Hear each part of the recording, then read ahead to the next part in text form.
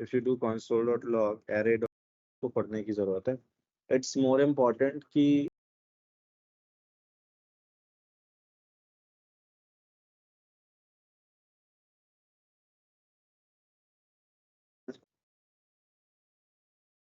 तेरह लोगों ने सेंड किया, बाकी लोग क्या हो गया? पूछने ही नहीं वाला हूँ मैं, मतलब फायदा ही नहीं है. मतलब हर किसी के पास कुछ ना कुछ एक्सक्यूजेस जरूर होंगे. हेलो हेलो, सर, मैं थोड़ा हॉस्पिटल में एडमिट था। आज आज सुबह ही डिस्चार्ज हो क्या गया हो हूँ। गया? क्या हो गया? डेंगू हुआ है सर। एक हफ्ते से हॉस्पिटल ओहो, में ही था। कहाँ पे रहते हो आप? लातूर। लातूर कहाँ पे पड़ता है? हरियाणा? नहीं, महाराष्ट्र सर। महाराष्ट्र, ओके. अरे ध्यान रखिए फिर, कोई बात नहीं. हाँ, मैं करके भेजता हूँ आपको। कोई नहीं, आधा आराम हुआ से. है, मेरा आधा आराम बाकी से. है। आराम से, कोई बात नहीं. आप ध्यान रखिए. हाँ sir, thank you. Sir GitHub hello की sir. One by one. Hello sir. हाँ जी. सर मैं क्लास लेट कर सकता हूँ? हाँ हाँ कर मुझे सकते. जरा इमरजेंसी में बाहर जाना है. हाँ मैंने हाँ, आपका होमवर्क सेंड किया है गिटहब के लिंक. मैं चेक कर लूँगा, कोई नहीं. ठीक है. ठीक है. फैजान, आप कुछ कह रहे थे? नहीं सर, मैंने गिटहब की लिंक ही सेंड किया था कुछ हाँ ठीक है. Apple। ठीक है, ठीक है, कोई दिक्कत नहीं. ठीक है फोक्स, जिन्होंने नहीं किया, I am giving you the time till Sunday. Sunday तक मुझे वैसे भी चेक करना है, तो आप लोग संडे तक सबमिट कर सकते हो. Medical and emergencies are exceptions, बाकी लोग संडे तक सेंड कर दीजिए. Give me a few seconds, will start the topics for today. तो आज की क्लास थोड़ी सी एक्चुअली गलत लिख गई है. So it's array and object functions, not array and objects. ठीक है, so we'll start with that. देखिए फंक्शंस तो बहुत सारे हैं, ठीक है. सारे ना ही मुझे पढ़ाने की जरूरत है, ना ही आपको पढ़ने की जरूरत है. इट्स मोर इम्पोर्टेंट कि हाउ यू इम्प्लीमेंट देम और उनका आप यूज कैसे करते हो, right. So I will be telling you the most useful ones. कुछ मैं खुद से पढ़ने को आपको बोलूंगा, 3-4, and then I will be giving you programs over them, तो उसके अकॉर्डिंगली आप कर सकते हो, है ना. चलो तो लेट्स गेट स्टार्टेड क्विकली. ठीक है, आई ट्राई कि मैं सारे ही कवर कर दूं जितने भी इंपॉर्टेंट है. Right, so just give me a second, I'll just share the screen.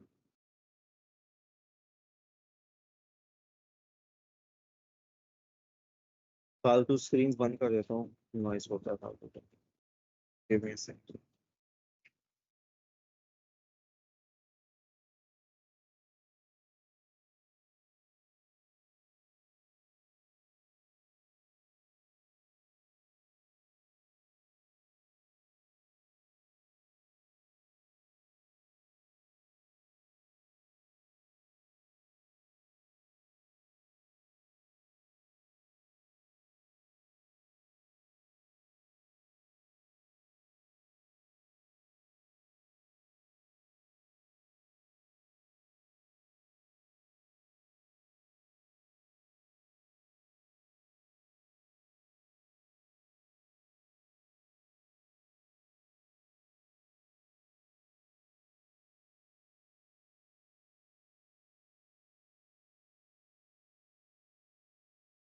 ठीक है, let's get started.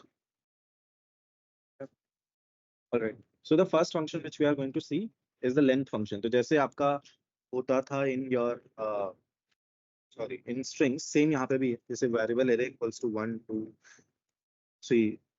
I think I've already told this वैसे. If you do console.log array.length, right, क्या रिजल्ट आएगा? What will be the result? 3 3 3, correct. Right, the result will be 3. Let's see that. The result is 3. Simple है, कुछ इसमें है नहीं. The next function which we are going to see is toString. ठीक है, so that's an important function. Sometimes it comes handy, right? So it returns, जैसे ये कह रहा है, returns a string representation of an array. मतलब यही जो array है ये एक string बन जाएगा. कैसे? ऐसे. This is now a string. ठीक है, अगर आप इस पर type off करेंगे तो you will see it returns string type, right? क्योंकि अब ये एक string बन गया है which is concatenated by the commas है. ठीक है, क्या बन गया है ये? सही है. This has become a string concatenated by commas, है ना. तो ये हो गया हमारा सिंपल सिंपल एकदम है, कुछ है नहीं इसमें ऐसा. Next function is join. Join is more important than the string function. For example, यहाँ पे मैं लेता हूँ variable result is equals to, ठीक है, let's say array dot join. Join में भी सेम ही काम करेगा, it converts it into a string, but then you have the option कि आपको उसे किससे ज्वाइन करना है। जैसे टू स्ट्रिंग किससे ज्वाइन करता था, कॉमा से ज्वाइन करता था, right? But join actually you can give it any separator. जैसे अगर मैं चाहता हूँ कि स्पेस से ज्वाइन हो जाए, let's see what happens. Just give me a second, lock तो करना पड़ेगा। रिजल्ट, अच्छा, see it is separated by space. अगर मैं हाइफन कर दूं यहाँ पे लेट्स से, तो सबके बीच में हाइफन आ जाएगा, right? Something like this. So join is a very very useful function, है ना? जॉइन एक काफी ज्यादा यूजफुल फंक्शन हो जाता है। किसी भी चीज से आप ज्वाइन कर सकते हो, मतलब you can use any valid character, right? ये समझ में आया? Yes sir. ठीक है। We have already studied the delete, right? और डिलीट हम ऑब्जेक्ट्स में यूज करते थे, याद है? डिलीट अगर आपको किसी ऑब्जेक्ट की प्रॉपर्टी डिलीट करनी होती थी, जिन्होंने रिवाइज किया होगा उनको याद होगा, ठीक है? The next function is concat. Concat क्या करता है? इट कॉनकैट्स टू और मोर अरेज। तो कॉनकैटिनेशन का क्या मतलब होता है? Concatenation means to join two things, right? String में आपने कॉनकैटिनेशन देखा हुआ है, ठीक है? स्ट्रिंग में कैसे करते हैं? प्लस से करते हैं concatenation, right? I just make you revise that. जैसे पहले ये हो गया कि आई एम, और दूसरी स्ट्रिंग लेट्स से मैंने ले ली आ human. So what does the concatenation look like? str1 plus str, right? If I run this, I'm a, ठीक है? तो ये होता है concatenation in strings. How does it work in arrays? So let's say if I take an array, variable array1 equals to 1 2 3 comma array2 equals to 4 5 6. Let's see what's the meaning of concatenation. तो यहाँ पे plus तो काम नहीं करेगा, ठीक है? Plus works only with strings for the case of concatenation.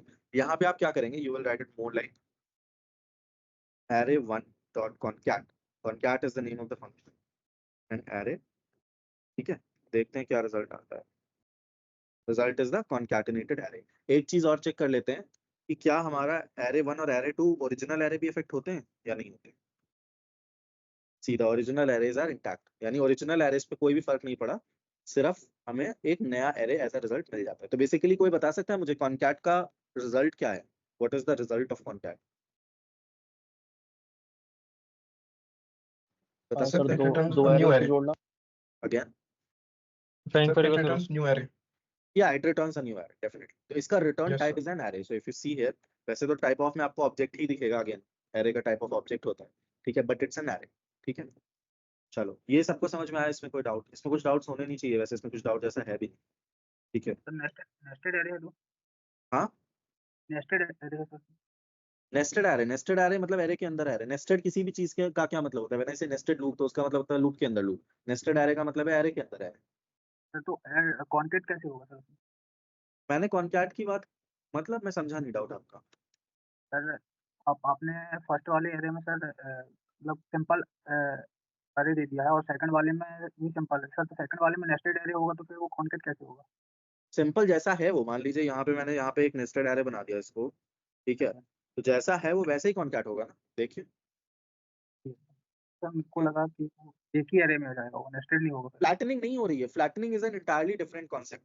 Flattening नहीं करेगा वो, सिर्फ कॉनकैट कर रहा है, वो एरे के अंदर के एलिमेंट्स को टच नहीं करेगा। इसके अंदर आप एक और लेवल ऑफ नेस्टिंग डाल दो, कोई फर्क नहीं पड़ता इस बात से, ठीक है? It will not touch that flattening factor. Just give me a second slash, वो फ्लैटनिंग पे कोई काम नहीं करेगा, it just joins the array. उसका काम है एरेस को ज्वाइन करना, फ्लैटनिंग उसका काम नहीं है, ठीक है? चलिए, आप फ्लैटनिंग की बात हो ही रही है तो फ्लैट मेथड की ही बात कर लेते हैं, ठीक है? तो अच्छा, बाय द वे उससे पहले यहाँ पे आप कॉन्कैट में एक से ज्यादा भी आर्गुमेंट्स दे सकते हैं। जैसे एक मैंने array2 दिया और एक मैं नया एरे बना के दे देता हूँ, let's say apples and oranges. Let's see how does that work, ठीक है? तो ये इस तरह से आप एक नया पूरा बना के भी दे सकते हो, नॉट एन इशू, राइट? तो जितने भी एरेज आप दोगे वो सारे के सारे कॉन्कैट हो जाएंगे इन द गिवन ऑर्डर। जो ऑर्डर आपने दिया है उसी ऑर्डर में। जैसे array2 पहले है तो सबसे पहले मतलब array1 डॉट कॉन्कैट array2, सबसे पहले array1 आएगा, फिर array2 आएगा और फिर ये वाला array आएगा, राइट? तो ऑर्डर विल बी मेंटेन्ड, ठीक है? Talking about flattening the array, तो देखिए, flattening the array is again easy thing है। तो जैसे यहाँ पे अगर मुझे फ्लैटनिंग का रिजल्ट आपको दिखाना है तो सी इट लाइक दिस कि console.log, अभी array2 को मुझे फ्लैट करना है तो मैं यहाँ लिखूंगा फ्लैट। बट फ्लैट में आपको डेप्थ प्रोवाइड करनी पड़ती है, ठीक है? जैसे मैंने आपको डेप्थ बताई थी कि डेप्थ क्या होती है, So if you see this array, this particular array 4 5 6, फिर 4 5 6 के साथ में मतलब 4 5 6 खुद में एक array है, तो जो स्टार्टिंग वाला array है वो है लेवल 0 पे, ठीक है।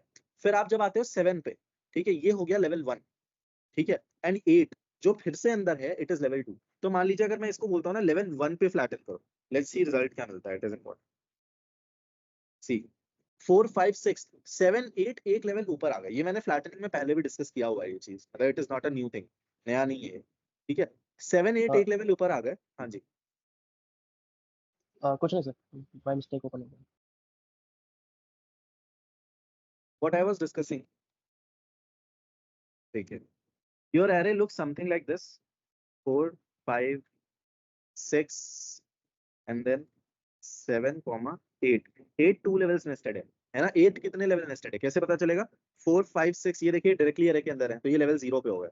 फिर 7 और ये सॉरी 8 ये लेवल 1 है, पर 8 क्योंकि खुद में एक एरे है तो 8 चला जाएगा लेवल 2 पे, है ना। 8 2 लेवल नेस्टेड हो गया। बट हमने यहाँ पे कितनी फ्लैटनिंग दी है? हमने फ्लैटनिंग दी अप टू लेवल 1, यानी यहाँ तक फ्लैटन करो, तो ये वाला जो है ये चला जाएगा। बट जो 8 का एरे है which is this one, this will still be there, है ना। तो ये आप देख सकते हो। अगर मुझे इसे भी हटाना है तो मैं यहाँ लेवल 2 दे देता हूँ। Let's see the result now, because 8 is at level 2। See 8 भी हट गया, राइट। हर कोई टॉप लेवल पे आ गया या हर कोई 0 लेवल पे आ गया। अगर कभी कभी ऐसा भी होगा कि आपको पता ही नहीं होगा कि कितने लेवल से होगा, ऐसा इट विल कम, मतलब ऐसा ऐसी नौबत आएगी आपके उसमें कि आपको पता ही नहीं होगा कि कितने लेवल्स हैं। तो what you will do in that case, आप इन्फिनिटी का यूज कर सकते हैं, the word infinity.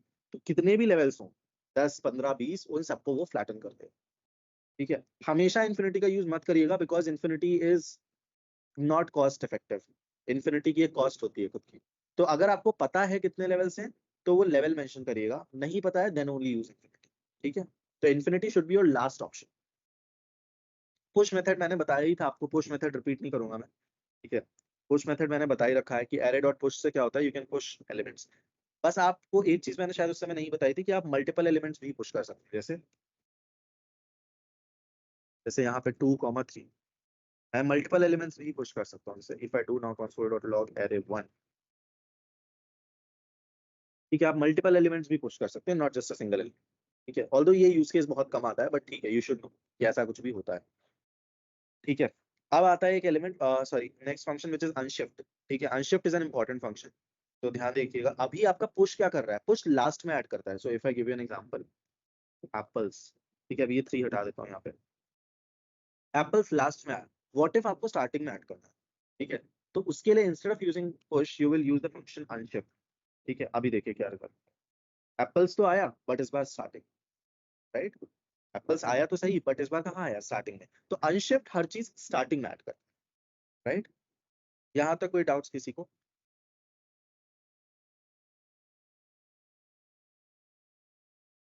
Any doubts से? No sir.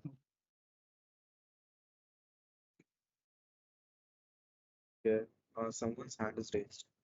Sneha, doubt?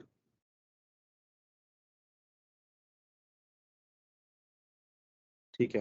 तो next function is pop again. Pop is also a very easy function. Pop doesn't take any argument. Pop कोई argument नहीं लेता है। Pop का काम कुछ नहीं होता है। Pop simply returns you the last element of the array. तो यहाँ पे आप स्टोर करा सकते हैं कि var result equals to array1 dot pop, और अगर मैं array1 और result दोनों साथ में प्रिंट करूँ, let's see what gets printed. So 1 2, अब array बचा 1 2, ये क्या करता है? ये आपका लास्ट एलिमेंट रिमूव करके आपको रिटर्न कर देता है। तो not only just it returns the last element, सिर्फ रिटर्न नहीं करता है बल्कि रिमूव भी करता है, ठीक है। तो it has removed 3 from the array. इस वजह से आप देख सकते हो जब मैंने array 1 प्रिंट किया तो सिर्फ 1 और 2 प्रिंट हुआ, और रिजल्ट में आपको मिला 3, राइट। अलग अलग लाइंस पे प्रिंट कर देता हूँ, इजी रहेगा, ठीक है। देखिए array बचा है अब आपका 1 और 2 और रिजल्ट में आ गया है 3, right. Does it make sense? ठीक है। तो ये है पॉप अगेन, इजी। अच्छा, पॉप जैसे पॉप पुश का उल्टा है। Push adds an element at the end, ठीक है। Pop hello removes the element from the end. हाँ जी, सर, इसने ओरिजिनल एरे में चेंजेस लाए ना, मतलब? हाँ ये ओरिजिनल पॉप मैंने बोला ना, ये रिमूव करता है element. It not just returns the element, it removes the element from the end position. Okay okay sir.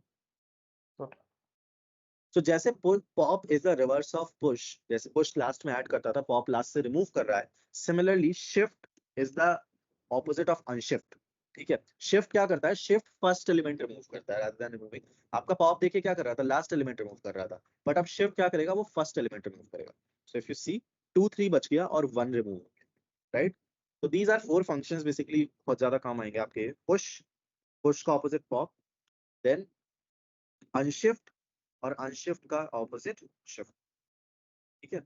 तो दीज आर 4 फंक्शंस जो बहुत ज्यादा आपको काम में है, ठीक है, जिसमें पुश और पुश मेजरली सबसे ज्यादा यूज होता है, ठीक है। बाकी आपको कभी कभी काम आएंगे, बट पुश इज वन जो बहुत ज्यादा ही यूज होता है, ठीक है। चलो, नेक्स्ट इज स्प्लाइस, ठीक है। Splice is a good function, but ध्यान से समझिएगा, ठीक है।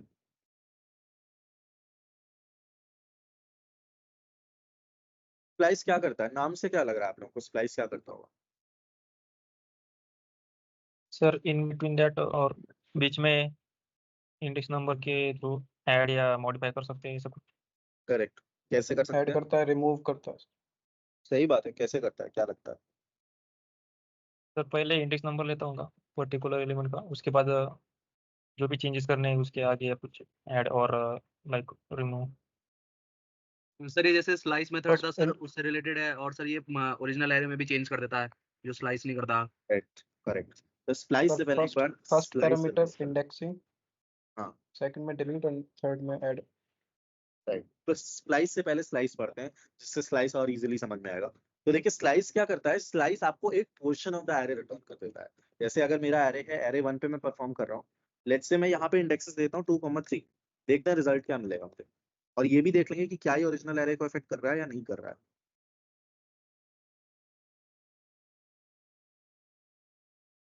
ठीक है, देखिए जब मैंने 2,3 दिया तो इंडेक्स 2 क्या है, इंडेक्स 2 तो खुद ही यही है, तो 2,3 का कोई सेंस नहीं है। चलिए इसको 1,2 कर देते हैं for the purpose of clarity.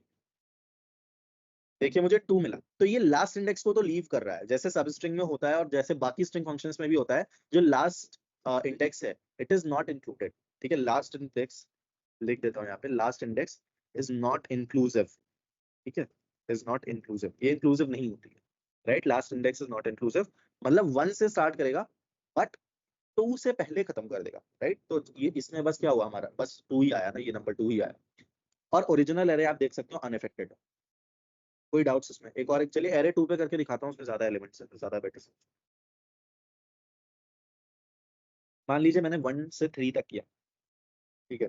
तो देखिए क्या रिजल्ट मिला, एरे 1 हटा देता हूँ अभी, अगेन आपको पता ही है कि वो अनअफेक्टेड रहेगा, ठीक है। तो रिजल्ट मिला 5,6, 1 ये है, मतलब 0 1 2 एंड 3 ये पूरा का पूरा एरे है ना, 3 इज दिस पूरा एरे, राइट। तो इसने लिखा है 1 से 3, बट मैंने बोला था लास्ट इंडेक्स को इंक्लूड नहीं करना है, तो ये वाला छोड़ देगा और 1 और 2 इंक्लूड करेगा, तो 5,6 आपका रिजल्ट, ठीक है। और रिजल्ट का टाइप क्या है, टाइप रिजल्ट का एक एरे ही है फिर से, है ना। अभी तो आपको इसमें तो ऑब्जेक्ट ही दिखेगा, but it's an array, right. ये समझ में आया सबको, कोई डाउट्स इसमें?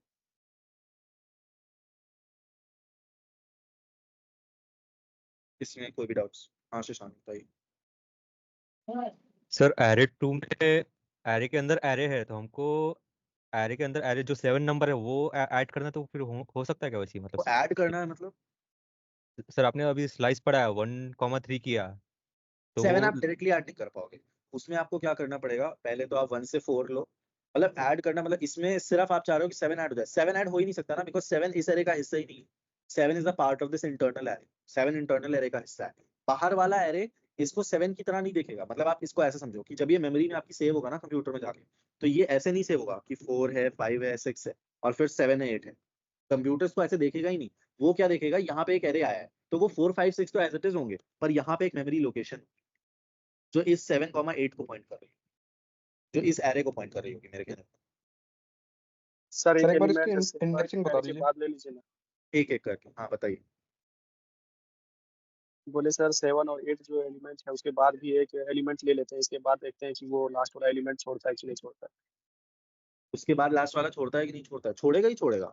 अभी मैं सेम कोड रन करूँ, तो यहाँ पे 1 3 की जगह पे 4 करना पड़ेगा। ठीक है।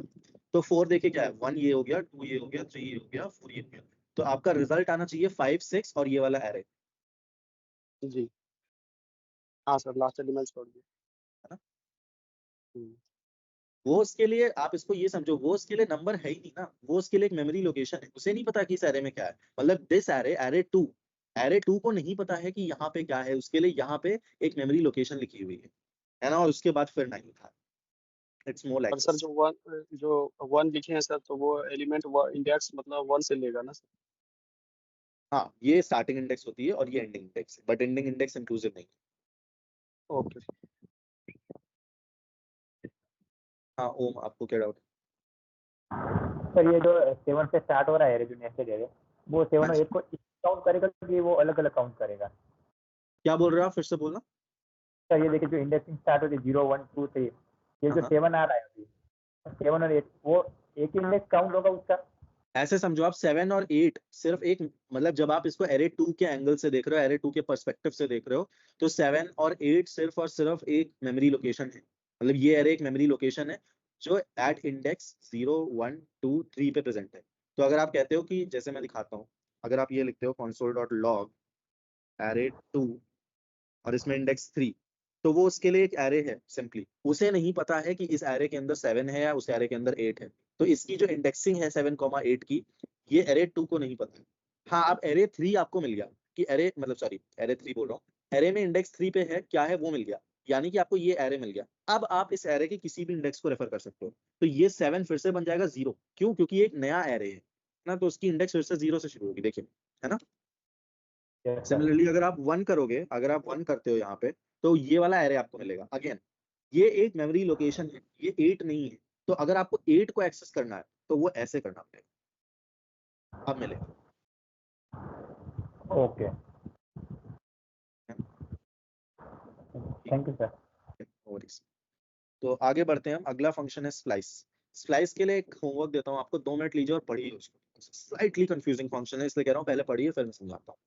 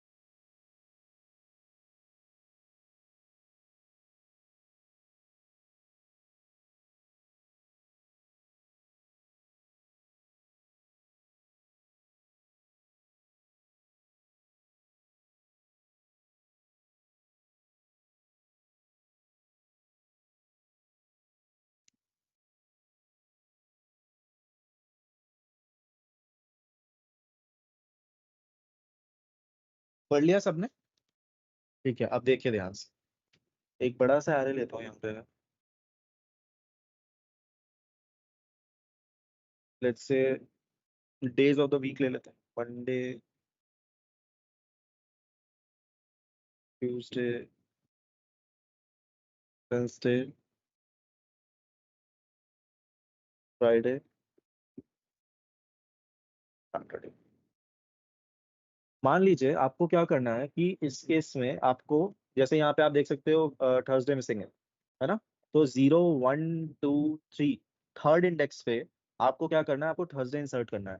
तो देखिए इसका सिंटेक्स थोड़ा सा अजीब सा सिंटेक्स है, इसका बहुत ज्यादा यूज भी नहीं होता है फंक्शन, बट फिर भी बता रहा हूँ आपको। तो आप क्या करते हो इस केस में, फर्स्ट ऑफ ऑल ये ओरिजिनल एरे को म्यूटेट करता है, ठीक है। तो एरे डॉट स्प्लाइस, ठीक है, इसके अंदर आप पास करते हो 3 वैल्यूज। फर्स्ट जैसा यहाँ पे आपको दिख रहा है is the starting index, second is the delete count, and third अगर आपको कुछ इंसर्ट करना है।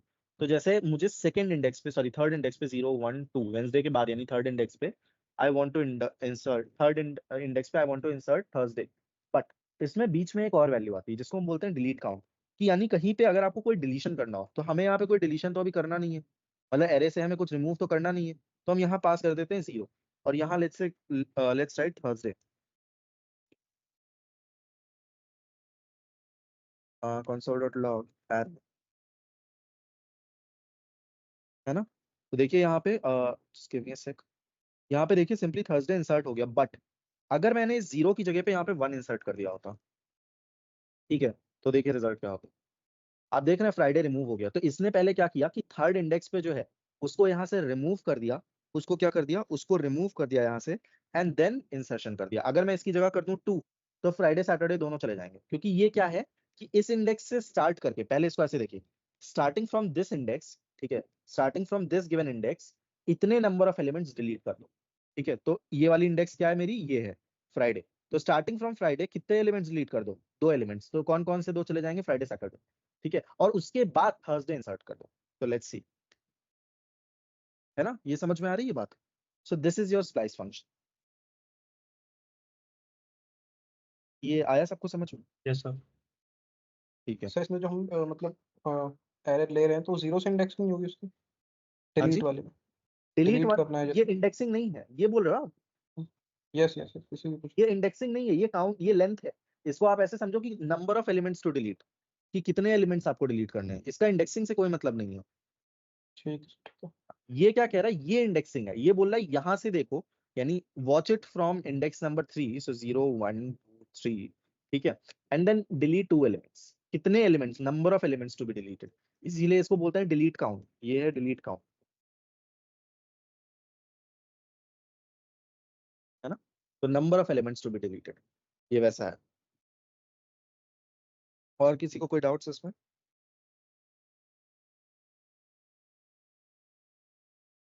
ठीक है, let's move on to the next functions. Copy वगैरह तो बकवास ही है, कॉपी तो क्या ही बताऊं, ठीक है। अब देखते हैं ऐसे फंक्शंस जो आपको लगेंगे कि ये लूप है, पर वो लूप है नहीं, ठीक है, वो है फंक्शंस ही। अच्छा, ठीक है। अच्छा, उससे पहले एक इंपॉर्टेंट कॉन्सेप्ट जो रह गया है वो कवर कर दूं मैं। फंक्शंस याद है सबको, फंक्शंस डिस्कस किए थे। एक फंक्शन है लेट्स से सम, ये क्या करता है, 2 वेरिएबल्स एक्सेप्ट करता है, ए कॉमा बी, और सम करके रिटर्न करता है 3 वेरिएबल्स का, रिटर्न ए प्लस बी प्लस सी,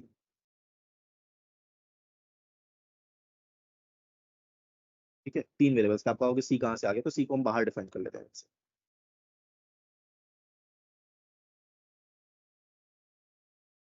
अगर मैं इसे कॉल करूं अभी, let's say call console.log directly कर देता हूँ सम, और इसमें पास करता हूँ 4,5, रिजल्ट क्या आएगा, कोई बताएगा, 19 90, राइट, रिजल्ट आएगा 90। अगर मैं सी को कर दूं 11, रिजल्ट क्या आएगा, 20, 20 राइट। और 20 क्यों आया ये पता है आपको, मतलब इट्स 4 + 5 + 11, सिंपल, कुछ है नहीं इसमें। बट अब यहीं पे आता है type of functions, so the thing we are studying right here is type of functions, and it's an important thing. अभी नहीं, पर आप जब रिएक्ट पढ़ोगे तो इसकी इंपॉर्टेंस बहुत ज्यादा आएगी। टाइप ऑफ फंक्शंस, तो यहाँ पे हम पढ़ रहे हैं the concept of type of functions. मतलब देखिए एक फंक्शन होता है, अगर यहाँ मैं प्लस सी ना लगाऊं, ठीक है, तो इररिस्पेक्टिव ऑफ कि बाहर सी की वैल्यू क्या है क्या नहीं है, यानी इररिस्पेक्टिव ऑफ यहाँ क्या हो रहा है और इररिस्पेक्टिव ऑफ यहाँ क्या हो रहा है, अगर ए और बी की वैल्यूज हमेशा 4 और 5 फिक्स कर दूं, तो क्या मैं ये कह सकता हूँ कि सम हमेशा सेम रिजल्ट देगा, इररिस्पेक्टिव ऑफ यहाँ क्या वेरिएबल्स प्रेजेंट हैं इसके ऊपर, और इररिस्पेक्टिव ऑफ कि इसके नीचे क्या रिजल्ट्स प्रेजेंट है। क्या मैं ये बोल सकता हूँ कि इस पर्टिकुलर केस में, इन दिस पर्टिकुलर केस, अगर ए और बी की वैल्यूज हमेशा सेम रहे, तो ये रिजल्ट हमेशा सेम रहेगा, उसका बाकी किसी भी चीज से लेना देना नहीं है, क्या मैं ये बोल सकता हूँ। Yes sir. Yes sir. Yes sir. Sir अगर हम यहाँ पर ए और बी की वैल्यू ऑलरेडी सेट कर देते हैं तो भी सर ऐसे ही काम करेंगे? हाँ जी, सर अगर हम ए और बी पैरामीटर की जगह पर वैल्यू डाल देते हैं तो सर वो भी ऐसे ही काम करेंगे? आप यहाँ पे तो ये बोल रहे हो यहाँ 4 और 5 लिखो, yes sir. That is not allowed. यहाँ पे आप सिर्फ वेरिएबल्स लिख सकते हो। Okay sir. Give me a second, मेरा phone switch off हो रहा है। Okay, ठीक है, तो ये चीज हो गई। बट जब मैंने यहाँ पे सी ऐड किया हुआ तो क्या मैं ये कह सकता हूँ कि ये इस एक्सटर्नल फैक्टर सी पे डिपेंडेंट था और जैसे जैसे सी की वैल्यू बदलेगी इसकी भी वैल्यू बदलेगी? ठीक है, तो now there are two kinds of functions, one is pure functions and another is impure functions. तो प्योर फंक्शंस क्या होते हैं? प्योर फंक्शंस का टिपिकल एग्जांपल है ये। ठीक है, तो pure functions are those functions when given the same inputs they return the same outputs irrespective of external conditions। ठीक है, यानी प्योर फंक्शंस क्या होते हैं कि अगर उनको आप सेम इनपुट दे रहे हो, ठीक है, तो वो हमेशा सेम आउटपुट देंगे, उन्हें फर्क नहीं पड़ता है कि बाहर की कंडीशंस क्या है। जिसका एक टिपिकल एग्जांपल आपके सामने है। अगर आप यहाँ पे ए और बी 4 5 दोगे तो चाहे आज दीजिए चाहे 10,000 साल बाद दीजिए, it will always return you the number 9, right? उससे फर्क नहीं पड़ता कि यहाँ क्या है, यहाँ सी की वैल्यू क्या है, यहाँ क्या है, इसके नीचे क्या है, कोई फर्क नहीं पड़ता उसको। अगर ए और बी की वैल्यू 4 और 5 है तो इसका रिजल्ट हमेशा 9 रहेगा, राइट? बट जैसे ही मैं यहाँ प्लस सी करता हूँ, यही फंक्शन अब एक एक्सटर्नल फैक्टर पे डिपेंड होने लग गया, which is c. C is not a part of this function, c इस फंक्शन का पार्ट नहीं है, राइट? ये एक एक्सटर्नल फंक्शन पे एक एक्सटर्नल फैक्टर पे डिपेंड करने लग गया। और अब इररिस्पेक्टिव ऑफ ए और बी में आप क्या वैल्यूज दे रहे हैं, उसका रिजल्ट सी पे भी डिपेंड है कि सी की एक्चुअली क्या वैल्यू है। तो ऐसे फंक्शंस जिनको आप अगर सेम वैल्यू भी दो, मतलब जिनके पैरामीटर्स की वैल्यू ऑल्दो कांस्टेंट रहे बट रिजल्ट वेरी कर जाए depending upon some external factors, उनको हम बोलते हैं इम्प्योर फंक्शंस। क्या बोलते हैं? इम्प्योर फंक्शंस बोलते हैं। But the functions which whose return value does not depend, जिनकी रिटर्न वैल्यू डिपेंड नहीं करती है, जिनकी रिटर्न वैल्यू डिपेंड नहीं करती है अपॉन एनी एक्सटर्नल फैक्टर, उन्हें हम क्या बोलते हैं? Pure functions. ठीक है, तो ये कॉन्सेप्ट याद रखिएगा कि what are pure functions and what are impure functions. ठीक है, एक और एग्जांपल दिखाता हूं जहां पे एक्सटर्नल फैक्टर पर डिपेंडेंसी तो नहीं है पर फिर भी फंक्शन इम्प्योर ही है। अभी तक शायद मैंने ये फंक्शन इंट्रोड्यूस नहीं किया है, मैथ डॉट रैंडम। तो मैथ डॉट रैंडम क्या करता है? मैथ डॉट रैंडम 0 और 1 से बीच में एक रैंडम वैल्यू जनरेट करता है। It is a random value generator. ठीक है, यानी एक बार अगर आपको 0.1 मिल रहा है इसको चलाने से, तो हो सकता है अगली बार आपको 0.5 मिले, 0.6 मिले। तो ये एक रैंडम वैल्यू जनरेटर होता है। ठीक है, देखिए यहाँ पे लिखा हुआ है returns a pseudo random number between 0 and 1। ठीक है, तो 0 और 1 के बीच में एक स्यूडो रैंडम नंबर जनरेट करेगा। तो अभी अगर मैं इसको रन करता हूँ ना प्रोग्राम को, रिजल्ट मुझे कुछ मिला 9.4932 पता नहीं क्या। ठीक है, अगर अगली बार रन करा कुछ और मिला। यहाँ पे देखिए सी का कोई इन्वॉल्वमेंट नहीं है बट फिर भी रिजल्ट वेरी कर रहा है, जबकि ए और बी की वैल्यूज कभी चेंज हुई ही नहीं। किसकी वजह से वेरी कर रहा है? इस मैथ डॉट रैंडम की वजह से। तो क्या ये फंक्शन प्योर है या इम्प्योर है? बताइए। क्या सर? रिपीट करेंगे? Sir impure. इम्प्योर है, करेक्ट, बिकॉज गिवन कि आपका इनपुट तो सेम ही है, इनपुट तो मैंने बदला ही नहीं, फिर भी आउटपुट हर बार अलग आ रहा है। अभी फिर से रन करूंगा फिर से अलग आ रहा है, राइट? तो this function is impure. Pure functions की सबसे सिंपल डेफिनेशन ही यही है कि given the same value of input it will always return the same output irrespective of any other condition. भले ही उसके अंदर कुछ हो रहा हो बाहर कुछ हो रहा हो, उसको फर्क ही नहीं पड़ना चाहिए, राइट? तो this is an impure function. Clear है ये कॉन्सेप्ट सबको? Yes yes sir. यहाँ पे 2 हैंड्स रेज्ड हैं, एनी डाउट्स?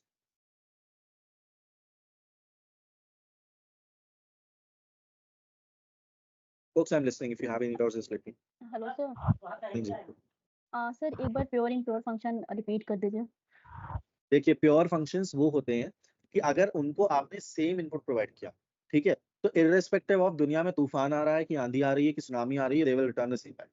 जैसे ये है, अब यहाँ पे आपने ए और बी, आप अभी ए और बी दो, ठीक है, आप इसको कितनी बार भी रन करो ये आपको हमेशा रिजल्ट 9 ही देंगे, कोई फर्क ही नहीं है। बट अगर मैं यहीं पे प्लस सी ऐड कर दूं, आप देखिए सी के केस में अभी रिजल्ट क्या है? 20 है, बिकॉज इट्स 4 + 5 + 11। पर जैसे ही मैं सी को 1 करूंगा इसका रिजल्ट हो जाएगा 10, है ना? तो ये एक एक्सटर्नल फैक्टर पे डिपेंड कर गया, यानी कि ऑल्दो जब मैंने इसे कॉल किया फंक्शन को, ठीक है, तो इनपुट हर बार सेम है, 4 और 5 में कोई चेंज नहीं आ रहा है ना? पैरामीटर्स हर बार सेम है, but even though the parameters are same, it is dependent on an external condition. और वो एक्सटर्नल कंडीशन अगर बदली, जैसे सी, वो एक्सटर्नल कंडीशन यहाँ क्या है? सी की वैल्यू, तो इसकी रिटर्न वैल्यू भी बदल गई। तो ये केस है इम्प्योर फंक्शन। क्योंकि प्योर फंक्शंस क्या होते हैं कि एक्सटर्नल फैक्टर्स कुछ भी हो, ठीक है, अगर आपने सेम इनपुट दिया है, which is 4 and 5, तो आपको रिजल्ट हमेशा सेम मिलना चाहिए, which is not the case. ये एक बार जब आपकी सी की वैल्यू 11 थी तो 20 दे रहा था, और जब सी की वैल्यू 1 हो गई तो ये आपको 10 दे रहा है, राइट? इसी तरह से अगर आप सी भी भूल जाओ, अभी आप सी भी भूल जाओ, एक फंक्शन लेते हैं मैथ.रैंडम, ये क्या करता है, रैंडम फंक्शन जनरेट करता है between 0 and 1, sorry random number generate करता है बिटवीन 0 and 1, ठीक है? तो 0 पॉइंट समथिंग से लेके 1 तक जनरेट करता है। तो अगर मैं अभी देखिए मैंने सी वगैरह सारा कुछ हटा दिया है, पर जितनी बार भी इसको रन करूंगा ना, देखिए हर बार रिजल्ट अलग आ रहा है, ठीक है? क्यों अलग आ रहा है? बिकॉज मैथ.रैंडम हर बार एक नया नंबर जनरेट कर रहा है और वो ऐड हो रहा है a+b में।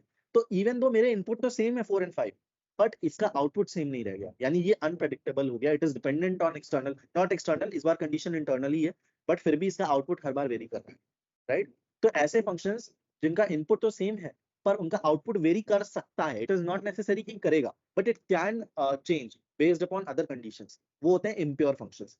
बट फंक्शंस लाइक दिस कि आप बाहर कुछ भी कर लो, अंदर कुछ भी कर लो, पर उनका आउटपुट कभी चेंज नहीं होगा, या उनका रिटर्न कभी चेंज नहीं होगा, रिटर्न वैल्यू कभी चेंज नहीं होगी बेस्ड अपॉन एनी एक्सटर्नल और इंटरनल कंडीशंस, इनको हम बोलते हैं प्योर फंक्शंस।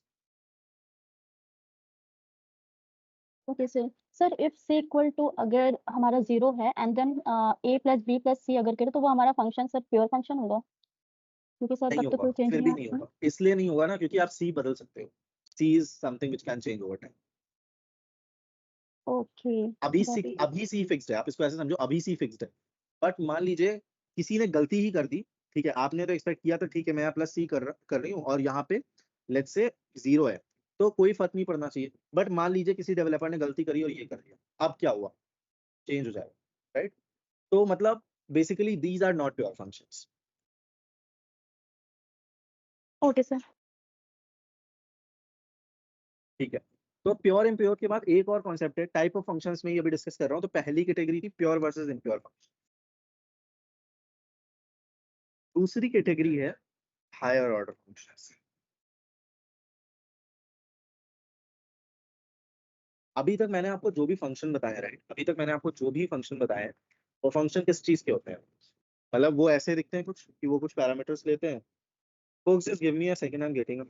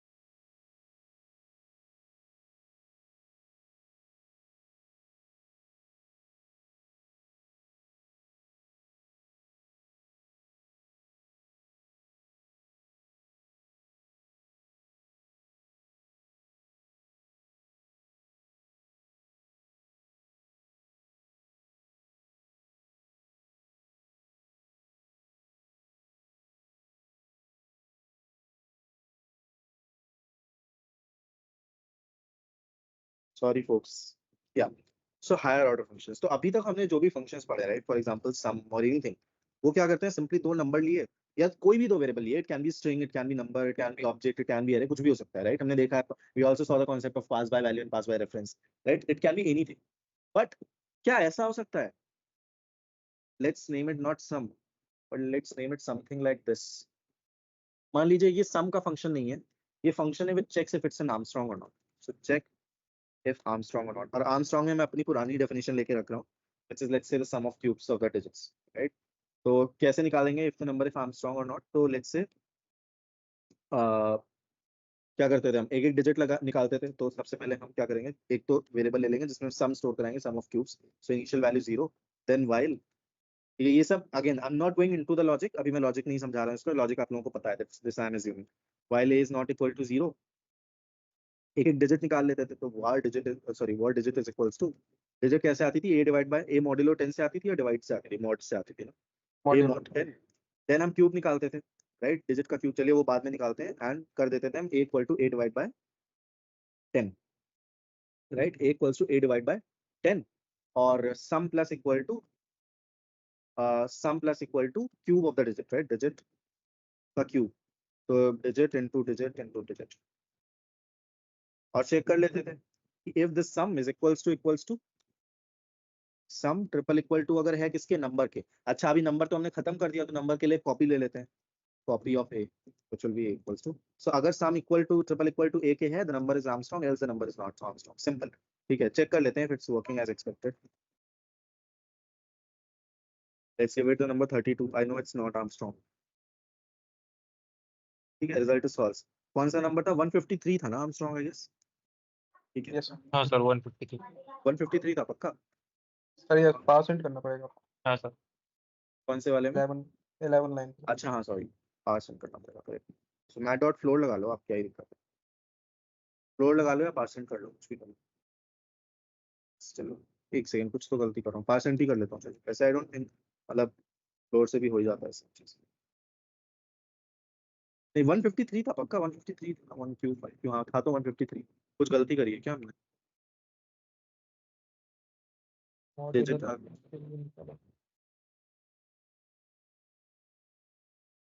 कुछ गलती कर रहा हूँ, एक सेकंड चेक सर कर लेता पावर हूँ। भी पावर सर आपने एक ही वैल्यू तो जगह देनी पे है कॉपी। 153। हाँ वैल्यू तो देनी है सर हमने। क्या नहीं दिया? अरे ए सर से हमें थोड़ी क्वेश्चन कंपेयर लेते कराना, सही था यार, कॉपी से कंपेयर कराना ना, ए से थोड़ी, ए तो वैसे ही खत्म हो रहा है। should be true, है ना, तो ये आर्मस्ट्रांग का नंबर है। व्हाट इफ ये चीज, ये कोड थोड़ा अगली नहीं लग रहा, इसकी जगह पे मैं ज्यादा से ज्यादा क्या करता, मैट डॉट पावर लिख देता यहाँ पे, और डिजिट इंटू 3, डिजिट कॉमा 3 लिख देता, तो भी क्यूब ही निकल जाता है ना। अभी भी थोड़ा ज्यादा लग रहा है, एक और फंक्शन बनाते हैं, लेट्स कॉल इट क्यूब, जो क्या करता है, एक नंबर एक्सेप्ट करता है and returns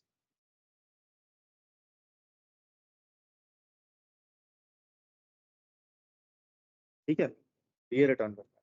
now instead of doing this, मैं पता है क्या करूंगा, पहले तो मैं इसको नॉर्मल लिख दूं ताकि लोगों को कंफ्यूजन ना हो। ठीक है, बिकॉज मुझे पता है प्रैक्टिस बहुत कमी हो रही होगी, तो अभी लोगों को नहीं समझ में आ रहा होगा सिंटेक्स क्या है। Sum equal to sum plus, instead of writing this, मैं क्या करता हूँ, मैं इस क्यूब को भी एज अ पैरामीटर पास कर देता हूँ। तो see for the first time I am passing a function itself as a parameter. यहाँ पे फंक्शन खुद एक पैरामीटर बन के चला गया। ठीक है, and instead of doing this what I will do here is I will call the function cube, and यहाँ पास कर दूंगा मैं ए, सॉरी डिजिट, राइट, हमें डिजिट का क्यूब निकालना है, right.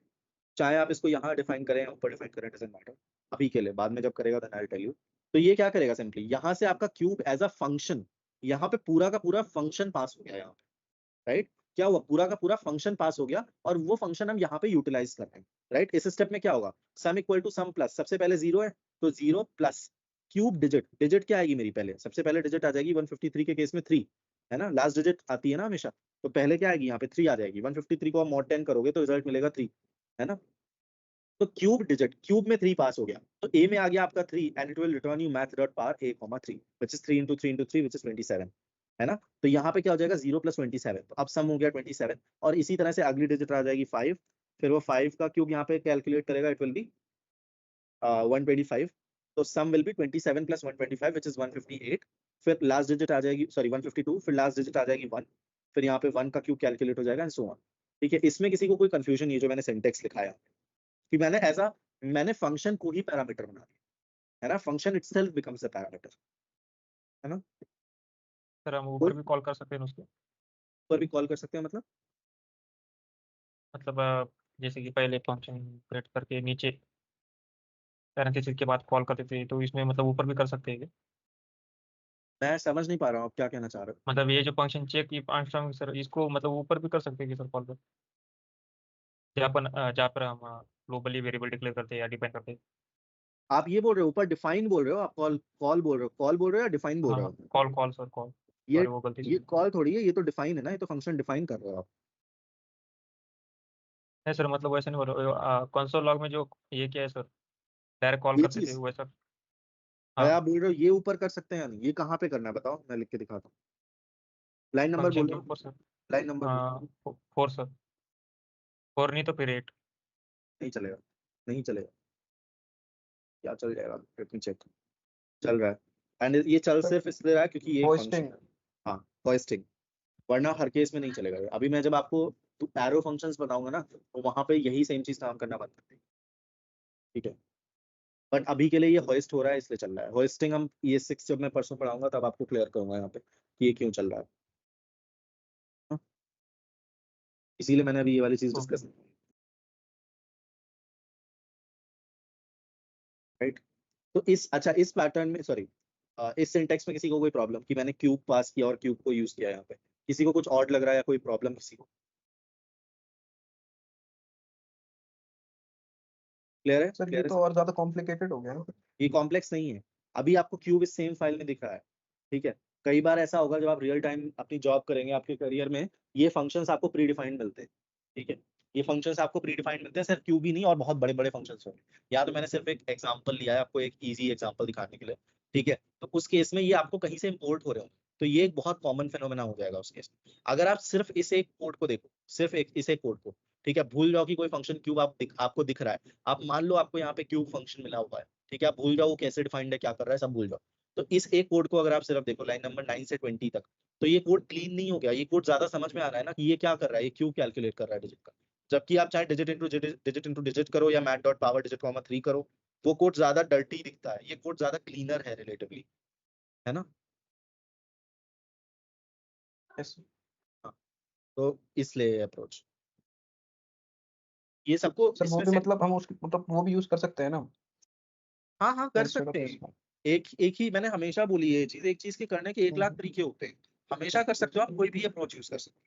It just depends on code किससे क्लीन हो रहा है। कोड गलत कुछ भी नहीं होता है, ऐसा कुछ नहीं कि कोई चीज गलत है, ठीक है। इट्स मोर अबाउट कि आपका कोड क्लीनर क्या, कौन सा कोड क्लीनर है। अभी रीडेबिलिटी पे अगर बात आएगी ना, तो रीडेबिलिटी इस कोड की ज्यादा है ना।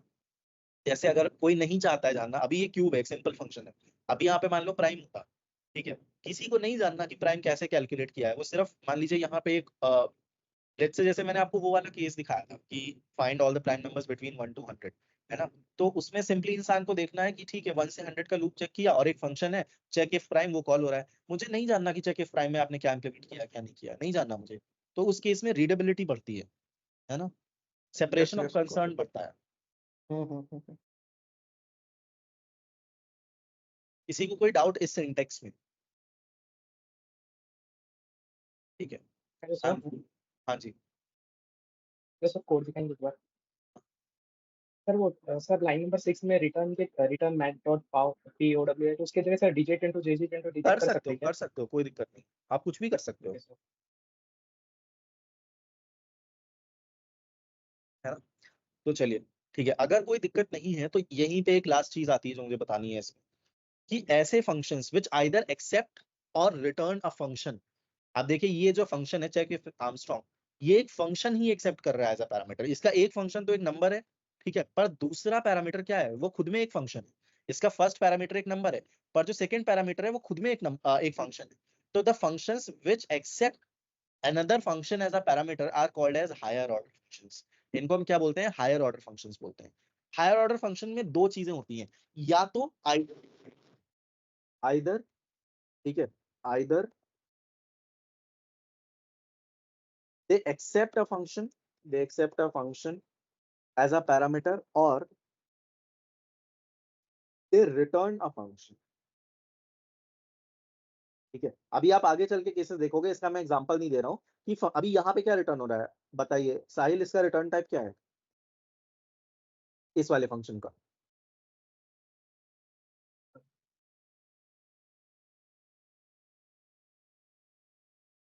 हाँ जी, आपकी आवाज नहीं आई साहिल।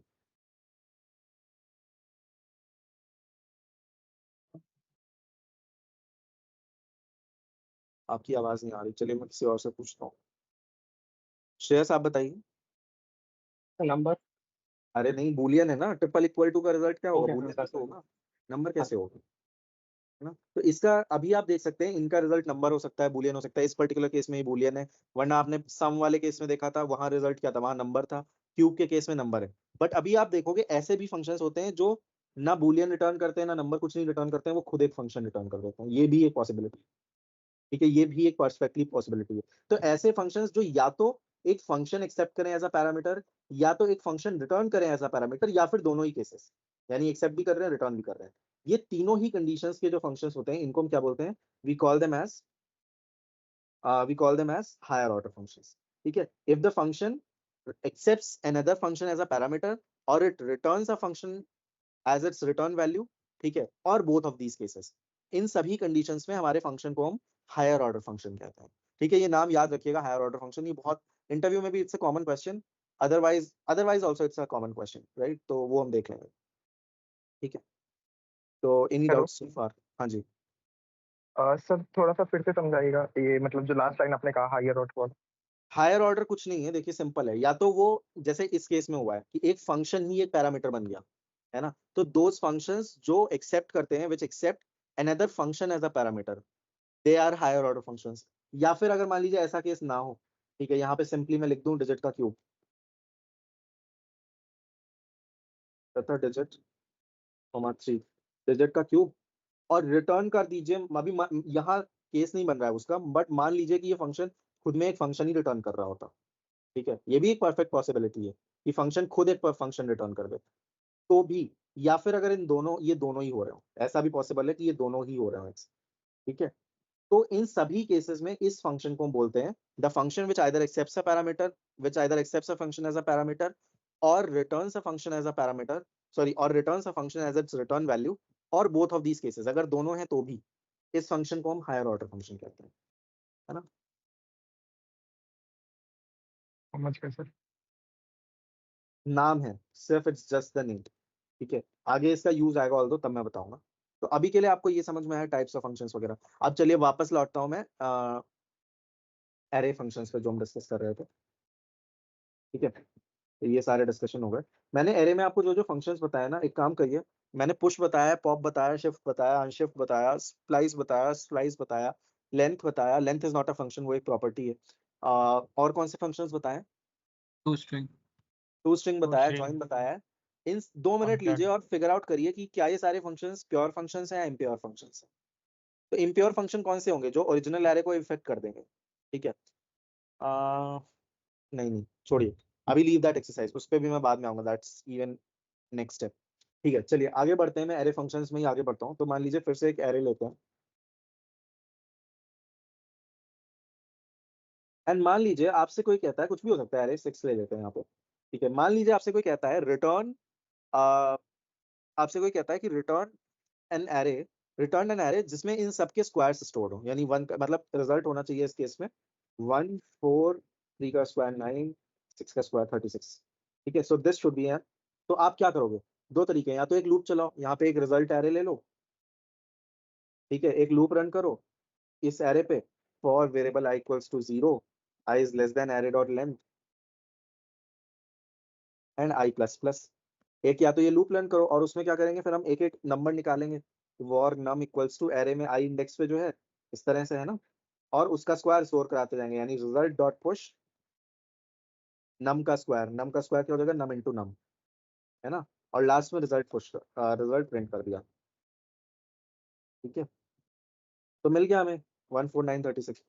एक तरीका तो ये है थ्रू लूप्स। अब मैं दूसरा तरीका बताता हूँ which is even more easier, जो इससे भी आसान है, विच यूटिलाइजेस द मैप फंक्शन, जो मैप फंक्शन का इस्तेमाल करता है, राइट? तो देखिए इट्स वेरी इंपॉर्टेंट। तो बेसिकली लूप जैसा ही है, कुछ ऐसा बड़ी चीज नहीं है, बट क्या होता है कि how does map function work? तो एरे डॉट मैप, ठीक है? Array dot map, map function, अब यहाँ पे देखिए, अभी मैंने आपको अच्छा हुआ पढ़ा दिया हायर ऑर्डर फंक्शन, ये एक हायर ऑर्डर फंक्शन का ही केस है, ठीक है? एरे डॉट मैप, और मैप फंक्शन क्या करता है? Map function accepts as a parameter, अभी तक आपने जितने भी फंक्शंस देखे थे, for example array dot push, इसमें आप क्या करते थे? कोई वैल्यू पुश करते थे ना, है ना? इट कैन बी 1 2 3 कुछ भी। बाप रे, ये कौन था? Who was this? भाई मैं डर गया, मैं घर पे अकेला हूँ, ऐसी आवाजें मत निकालो यार, हैं? हॉरर मूवी बना दी बिल्कुल, ठीक है? तो अभी तक आपने देखा हम यहाँ पे कुछ भी पुश करते थे, 10 11 12 वगैरह वगैरह, है ना? नॉर्मल है। बट जो आपका मैप फंक्शन है, ये पैरामीटर्स होते थे, राइट? ये क्या होते थे? ये पैरामीटर्स ही तो थे इस फंक्शन के, 2 3 वट एवर इट वॉज, ये सब पैरामीटर्स थे। बट जो मैप फंक्शन है वो थोड़ा सा अनयूजुअल है, और बल्कि अब हम जितने भी फंक्शंस पढ़ेंगे वो सारे अनयूजुअल ही हैं, ठीक है? We are moving from the usual functions जो आपने अभी तक देखे। This instead of accepting a value like 4 5 6 apples oranges, accepts a function. ये खुद में एक फंक्शन एक्सेप्ट करता है, ठीक है? ये खुद में एक फंक्शन एक्सेप्ट करता है एंड कुछ परफॉर्म करता है, कुछ एक एक्शन परफॉर्म करता है। यहां तक बात समझ में आ रही है? तो क्या मैं बोल सकता हूँ map is a higher order function? Can I say this? Yes sir. Yes, Why? sir. Why is it a higher yes, order yes, function? sir. Because it accepts a function as a parameter, क्योंकि इसका एक parameter खुद में एक function है, ठीक है। अब ये फंक्शन करता क्या है, वेरी इंपॉर्टेंट। तो देखिए ये फंक्शन क्या करेगा, जैसे अभी मैं वो क्यूब वाला केस एक बार फिर से लिख देता हूँ ताकि आपको थोड़ा सा क्लियर रहे, या फिर मैं मैप का ना आपको एक स्यूडो इम्प्लीमेंटेशन दिखाता हूँ कि मैप किस तरह से काम करता है, तो आपको बेटर समझ में आएगा rather than writing वो क्यूब वाला एग्जांपल। मैं अभी आपको दिखाने की कोशिश कर रहा हूँ कि again this is not what I am writing is not perfect, ठीक है। ये ऐसा नहीं कि मैप फंक्शन ऐसा ही लिखा गया होगा, पर मैं आपको दिखाने की कोशिश करूंगा कि मैप काम किस तरह से कर रहा है, ठीक है। देखिए सिंपल है,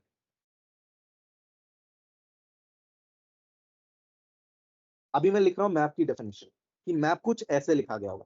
तो पहली चीज क्या ध्यान देनी है कि मैप एक्सेप्ट कर रहा है एक फंक्शन एज अ पैरामीटर, तो लेट्स से हम उसको fn बोल देते हैं। अब ये करता क्या है कि एक एरे पे रन किया जाता है, समथिंग लाइक दिस, है ना। तो बेसिकली मान लीजिए इसके पास किसी तरह से ये एरे आ गया, ये आप मान लीजिए कि अब वो मैं जब आपको बाइंडिंग वगैरह पढ़ाऊंगा ना दिस के साथ स्कोप्स एंड क्लोजर में, तब आपको क्लियर होगा कि ये किस तरह से बाइंडिंग, यहाँ पे बाइंडिंग हो रही है बेसिकली, तब मैं आपको बताऊंगा कि एरे बाइंडिंग कैसे काम करती है, बट वो थोड़ा सा लेटर, मतलब मोस्टली शायद नेक्स्ट वीक आएगा वो चीज।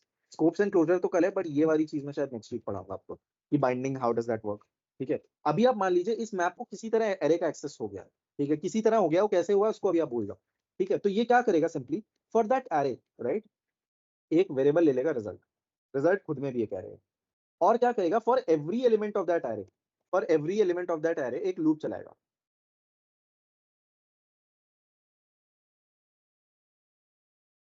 और इस लूप में क्या करेगा, ये वो इस फंक्शन को कॉल कर देगा, ये जो फंक्शन यहाँ से पास हुआ है ना इसको कॉल कर देगा, और इसमें पास कर देगा वो एलिमेंट एरे का।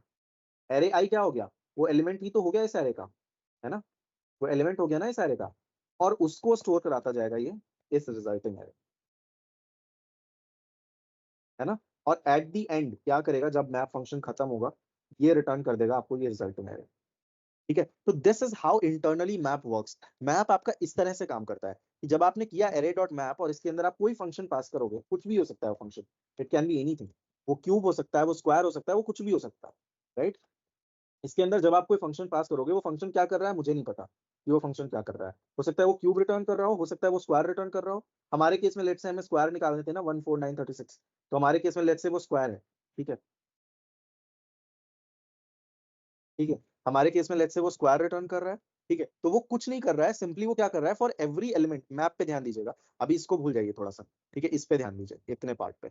वो क्या कर रहा है for every element of the array, for every element of the array जो फंक्शन आपने यहाँ से पास किया उसको एग्जीक्यूट कर रहा है, और उसका जो कुछ भी रिजल्ट है what ever the result of that function is, उसको वो इस रिजल्ट एरे में पुश करता जा रहा है, उसको वो ये इस रिजल्ट एरे में पुश करता जा रहा है, और लास्ट में वो यही रिजल्ट एरे आपको रिटर्न कर देता है, ठीक है। नाउ अब ध्यान दीजिए इस फंक्शन पे, मैंने क्या कहा था कि हमें स्क्वायर्स कैलकुलेट करना है, तो बेसिकली ये फंक्शन क्या करेगा, स्क्वायर कैलकुलेट करेगा, है बात या नहीं, पर किसका स्क्वायर, ठीक है, किसका स्क्वायर कैलकुलेट करेगा। तो यहाँ पे मैंने लिख दिया a इंटू ए, पर इस फंक्शन में कहीं पे भी a डिफाइंड है नहीं, तो मुझे a को लेना पड़ेगा as a parameter, I have to take this a as a parameter, और वही वो पैरामीटर यहाँ पे पास कर रहा है।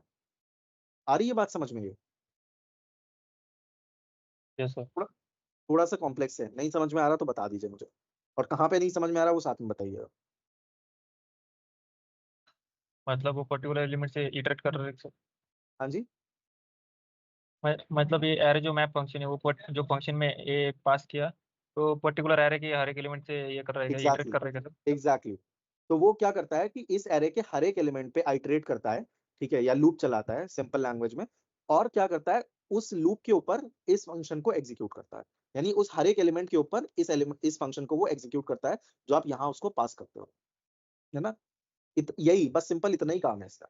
तो जैसे अगर मैं यहाँ पे दिखाऊं, यहाँ पे लेट्स कॉल इट एलिमेंट, यहाँ पे मैंने से ए बोला था, अभी मैं इसको एलिमेंट बोल देता हूँ, और हमें कैलकुलेट क्या करना है, हमें कैलकुलेट करना है स्क्वायर, तो हम सिंपली क्या कर देंगे, रिटर्न एलिमेंट इनटू एलिमेंट कर दीजिए, या मैथ डॉट पावर मेरा favourite function, math dot power element comma 2 कर दीजिए, एक ही बात है, ठीक है। तो एलिमेंट का स्क्वायर कैलकुलेट हो जाएगा इस तरह से, और जो रिजल्ट मिलेगा आपको वो क्या होगा, वो एक एरे होगा which will contain all the squares of all these elements. So let me show you.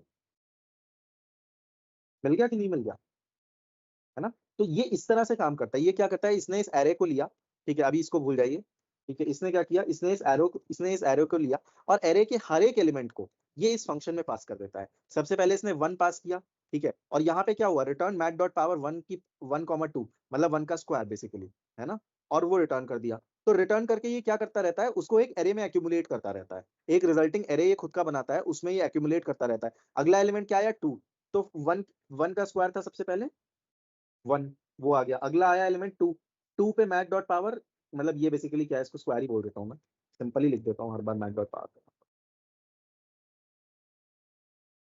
ठीक है, फिर 2 का स्क्वायर कैलकुलेट किया, 2 into 2 किया यहाँ पे, तो हो गया 4। इसी तरह अगला एलिमेंट आया 3 पे ये फंक्शन रन किया। ठीक है, 3 into 3 क्या रिजल्ट आया, रिजल्ट आया 9, एंड लास्ट 6 के लिए आ गया 36। So this is your resulting array. ठीक है, this is your resulting array. तो क्या मैं बोल सकता हूँ array is a higher order function? Yes. And what is the return type of map function? Map का रिटर्न टाइप क्या है? Array sir correct, right? So the return type of map is an array. ये बात सबको समझ में आई? Hands raised on, ठीक है। मंतशा बताइए। हाँ सर, आपने कोड हटा दिया, उसे कोड में से पूछना था। मत पूछिए, अभी इसको सिंपली इतना समझिए, मैंने कोड ना सोच समझ के ही हटाया है, इसलिए हटाया क्योंकि वो ना और कंफ्यूजन क्रिएट करेगा। अभी आप समझिए ये क्या कर रहा है, सिंपली कुछ नहीं, वो जो मैंने लिखा था वो इसकी इंटरनल फंक्शनिंग थी कि इंटरनली काम किस तरह करता है। बट अभी इसको इस तरह समझिए कि ये इसके हर एक एलिमेंट को उठाता है और हर एक एलिमेंट के ऊपर ये जो भी फंक्शन आप यहाँ पे प्रोवाइड करोगे वो इस फंक्शन को क्या करता है, इस फंक्शन को एग्जीक्यूट कर देता है ना? और जो भी रिजल्ट आता है इस फंक्शन का उसको एक एरे में एक्यूमुलेट करता चलता है, यहाँ पे जैसे आप देखें। सर ये तो लूप जैसा चल रहा है सर इसमें। लूप ही है, एक तरह से लूप के ऊपर ही एक लेयर बनी हुई है। अब बोले सर इसमें तो एक खामी है, हमको कहाँ से कहाँ तक चलाना है ये नहीं कर सकते ना इसमें तो। नहीं कर सकते हो। मैप फंक्शन और अभी आगे जो मैं आपको फंक्शंस बताऊंगा उन सभी केसेस में आप ये देखोगे कि वो सभी फंक्शन सभी पे चलेंगे, उसमें कहाँ से कहाँ तक की पावर नहीं मिलती है आपको। यही पूछे थे। हाँ, ये एक डाउन साइड है इसका। हाँ सलमान बताइए।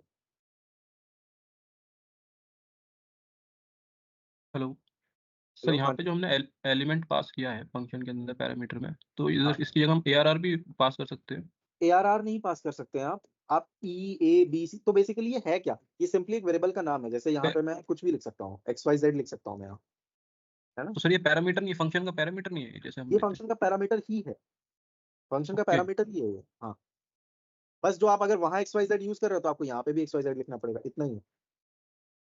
Okay okay.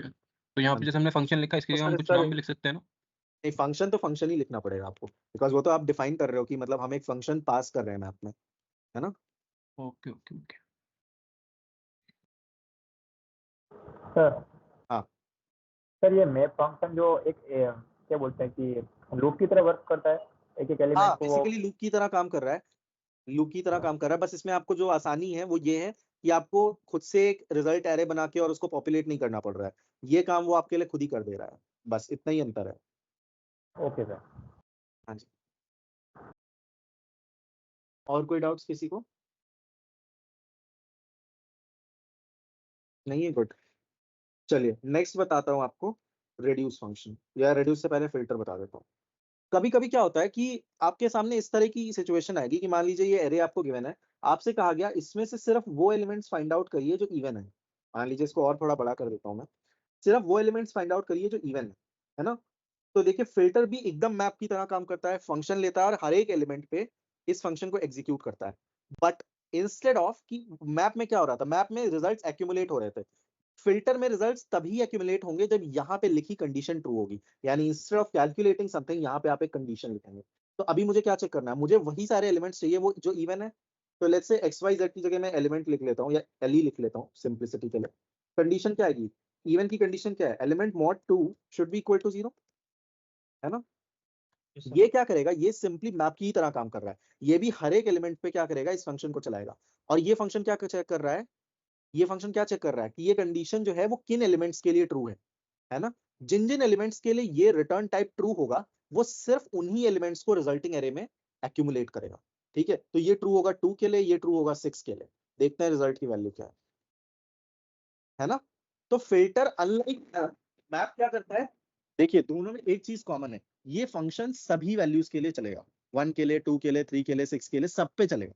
ठीक है, बट अनलाइक आपका मैप क्या करता है, मैप उनके रिजल्ट्स को एक एरे में एक्यूमुलेट करता है, पर फिल्टर वो नहीं करता है। फिल्टर क्या करता है, वो चेक करता है कि किन के लिए, किन वैल्यूज के लिए ये कंडीशन ट्रू हो रही है। जिनके लिए भी ये कंडीशन ट्रू हो रही है सिर्फ उनको रिजल्टिंग एरे में एक्यूमुलेट कर, है ना? ये बात समझ में आ रही है? सर अगर कंडीशन फॉल्स होगी तो फॉल्स देखिए ना, 1 के लिए फॉल्स हुई तो 1 आउट हो गया रिजल्टिंग एरे से। ये देखिए रिजल्ट इसका 2,6 है, 1 नहीं आया, 3 नहीं आया, 7 नहीं आया, 11 नहीं आया। सर अगर ऑड नंबर डाले सारे इसमें 2 और 6 हटा के, हाँ हटा देते हैं तो एम्प्टी एरे मिलेगा आपको, क्योंकि रिजल्ट का टाइप तो फिर भी एरे ही है ना, आपको एम्प्टी मिलेगा। Okay sir. Sir direct condition डाल के भी कर सकते हैं, इफ की कंडीशन, इफ की क्या? कंडीशन, इफ की कंडीशन डाल के भी देख सकते हैं। इफ भी डाल सकते हो आप, लेकिन रिटर्न आपको फिर भी लिखना ही पड़ेगा ना, रिटर्न, क्योंकि फंक्शन है वो काम ही रिटर्न के ऊपर कर रहा है। हाँ। मतलब इसी को अगर आपको इफ से लिखना है तो भी आपको इसको ऐसे तो लिखना ही पड़ेगा कि इफ तो return true else return false, ये तो आपको फिर भी लिखना पड़ेगा।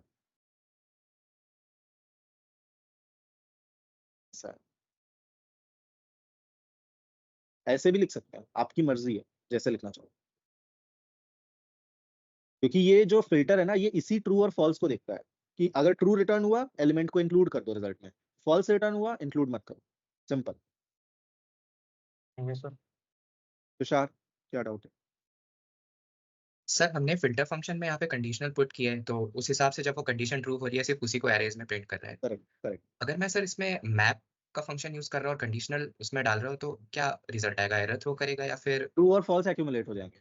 देखिए सेम ही चीज करता हूँ, मैप लगा देता हूँ, ट्रू और फॉल्स एक्यूमुलेट हो जाएंगे। अब यहाँ पे ट्रू की कंडीशन है ही नहीं, मैं एक ट्रू भी डाल देता हूँ जिससे ट्रू भी दिख जाए, तो ट्रू और फॉल्स एक्यूमुलेट हो जाएंगे। ओके, है ना? वो जो रिटर्न वैल्यू है उसको एक्यूमुलेट करता है map function, where as filter function अगर ट्रू है तो उस एलिमेंट को कंसीडर करता है, मतलब उस एलिमेंट को पुश कर देता है, और फॉल्स है तो नहीं पुश करता है। बस इतना ही डिफरेंस है दोनों। Got it. ठीक है, और कोई डाउट किसी को इसमें? ठीक है, अगला फंक्शन जो है हमारा वो है फाइंड। और अच्छी बात ये है कि फाइंड का रिजल्ट एक एरे नहीं होता है। अच्छी बात क्या मतलब, इट्स एन इंपॉर्टेंट थिंग कि फाइंड का रिजल्ट एरे नहीं है, फाइंड का रिजल्ट एक एलिमेंट होता है। ठीक है, तो ये क्या चेक करता है, फाइंड फंक्शन अगेन सेम काम करेगा, यानी यही फंक्शन वो हर एक वैल्यू पे चेक करेगा, बट जैसे ही एक भी कंडीशन उसको सेटिस्फाई हुई मिल गई, ठीक है, वो वहीं पे ब्रेक हो जाएगा। ठीक है, आप जैसे लूप ब्रेक करते थे ना, मैंने ब्रेक बताया था ना आपको, ब्रेक कीवर्ड। ब्रेक कीवर्ड क्या करता है कि जैसे ही मतलब उसको कंडीशन सेटिस्फाइड मिली वो उसको ब्रेक कर देता है लूप को। सिमिलरली फाइंड है, यहाँ पे आपको ब्रेक देखने को नहीं मिलेगा। फाइंड वर्क्स लाइक दिस, जैसे यहाँ पे क्या लिखा है, if element mod 2 triple equal to 0, मतलब if the element is even, है ना, ये क्या है, एलिमेंट इज इवन। तो जैसे ही उसको पहला ऐसा एलिमेंट मिला कि जो इवन है, वो आगे चेक ही नहीं करेगा और वो एलिमेंट रिटर्न कर देगा। देखिए मैं इसका टाइप दिखाता हूँ, देखिए इसने क्या रिटर्न किया, 2। ये एक एरे नहीं है, this is not an array, वो पहला एलिमेंट है, it is the first element जिसने इस कंडीशन को सेटिस्फाई कर दिया। मान लीजिए इसमें इवन होते ही ना, ठीक है, तो वो क्या रिटर्न करता है, अनडिफाइंड रिटर्न करता है, बिकॉज ऐसा कोई एलिमेंट मिला ही नहीं जिसने इस कंडीशन को सेटिस्फाई किया, तो इसका रिजल्ट अनडिफाइंड, राइट? तो फाइंड का यूज क्या होता है, find is basically used to find an element in an array. किसी एलिमेंट को अगर आपको फाइंड करना है एरे में तो उस जगहों पे आपके काम आता है, है ना? हाँ सर। हाँ जी, तो चलिए आगे बढ़ते हैं, अब अपना अगला फंक्शन देखते हैं, विच इज फॉर ईच। एक इंपॉर्टेंट फंक्शन और which I particularly don't prefer, but ठीक है बताना जरूरी है। फॉर ईच क्या है, मैप जैसा ही है, ठीक है, it is very identical to map and it is very identical to loops as well, but ये रिटर्न कुछ नहीं करता, इसका रिटर्न टाइप अनडिफाइंड है। ठीक है, देखिए क्या लिखा हुआ है यहाँ पे, वॉइड। वॉइड मतलब इट डज नॉट रिटर्न, जब भी आप कहीं वॉइड देखो ना इस तरह से, तो वॉइड का मतलब होता है डज नॉट रिटर्न एनीथिंग, तो इसका कुछ भी रिटर्न वैल्यू है ही नहीं। तो ये सिंपली एक सिंपल लूप है, it is a simple loop, ठीक है, बस एक फंक्शन के फॉर्म में। तो इसको भी आप एक फंक्शन प्रोवाइड करते हो, ठीक है। ये भी भाई जैसे वहां पे एक एलिमेंट ले रहा था, यहाँ पे भी एलिमेंट ले लेते हैं, ई बोल देता हूँ इस बार। इसके अंदर आपको जो करना हो करो, जैसे मैं यहाँ पे प्रिंट कराना चाहता हूँ, हर एक एलिमेंट को मैं प्रिंट करा सकता हूँ। एलिमेंट का स्क्वायर प्रिंट कराना है, क्यूब प्रिंट कराना है, एलिमेंट इवन है या नहीं ये प्रिंट कराना है, whatever you want to print, है ना, तो वो आप प्रिंट करा सकते हो। ठीक है, इसका कोई रिटर्न टाइप नहीं होता। तो क्या मतलब है, इसका मतलब ये है कि ये यहाँ पे अगर आप यहाँ पे आप कुछ भी लिखते हो, जैसे var result equals two types thing, ठीक है, और बाद में अगर आप प्रिंट कराते हो रिजल्ट, आपको रिजल्ट मिलेगा अनडिफाइंड। ई इंटू ई स्क्वायर्स तो मिलेंगे ही मिलेंगे, वो तो आप कर ही रहे हो, ठीक है, बट ये देखिए रिजल्ट है अनडिफाइंड, क्योंकि इसका रिटर्न टाइप कुछ होता ही नहीं। दिस इज सिंपली, आप समझ लीजिए एक लूप का एक फंक्शनल फॉर्मेट है, ये सिंपल लूप है। इसके डिसएडवांटेजेस बताता हूँ कि मैं क्यों नहीं प्रेफर करता हूँ। लूप में आप ब्रेक और कंटिन्यू का यूज कर सकते हैं। ब्रेक तो मैंने बताया, continue I think I have not told you ये, बता दूंगा मैं जब सिचुएशन आएगी, ठीक है। तो ब्रेक और कंटिन्यू जैसे कीवर्ड्स आप लूप में यूज कर सकते हो, यहाँ आप यूज नहीं कर सकते, ठीक है। तो this is why I personally don't prefer for each. For each से तो अच्छा है लूप ही लिख लो, right. But map, filter, these functions are extensively used, ठीक है। तो दैट इज इंपॉर्टेंट। मैप है, फ्लैट मैप तो आप लोग खुद से भी पढ़ लोगे। रिड्यूस और बता देता हूँ, रिड्यूस, एवरी और some, there are 3 more functions which I will tell you। तो रिड्यूस बता देता हूँ सबसे पहले, ठीक है। देखिए रिड्यूस क्या करता है, रिड्यूस इज मोर लाइक, क्या बोलूंगा इसको मैं, रिड्यूस इज मोर लाइक कि वो क्या करता है, एक एरे को एक सिंगल वैल्यू में रिड्यूस कर देता है। अच्छा अभी आपने रिड्यूसर फंक्शंस, अच्छा वो तो रिएक्ट में आएगा ना, अभी कहाँ से पढ़ लिया मैं। तो देखिए रिड्यूसर फंक्शंस होते हैं, reducer is a kind of reduce is a kind of reducer function. ये क्या करता है कि जो एरे है ना उसको पूरा का पूरा एक सिंगल वैल्यू में एक्यूमुलेट करता है। अब वो किस तरह से एक्यूमुलेट करना है वो देख लीजिए। तो मान लीजिए एरे डॉट रिड्यूस, ठीक है। पहली वैल्यू इसकी भी फंक्शन ही होती है, ठीक है। मतलब इट ऑल्सो, पहली नहीं सॉरी, इसकी भी जो वैल्यू है लाइक मैप वगैरह, ये भी एक फंक्शन ही एक्सेप्ट करता है। बट यहाँ पे ये मल्टीपल, यहाँ पे सिर्फ एलिमेंट नहीं आएगा, यहाँ पे अब मल्टीपल वैल्यूज आएंगी, ठीक है। उन मल्टीपल वैल्यूज का क्या काम है वो मैं बताता हूँ, मुझे 1 मिनट दीजिएगा।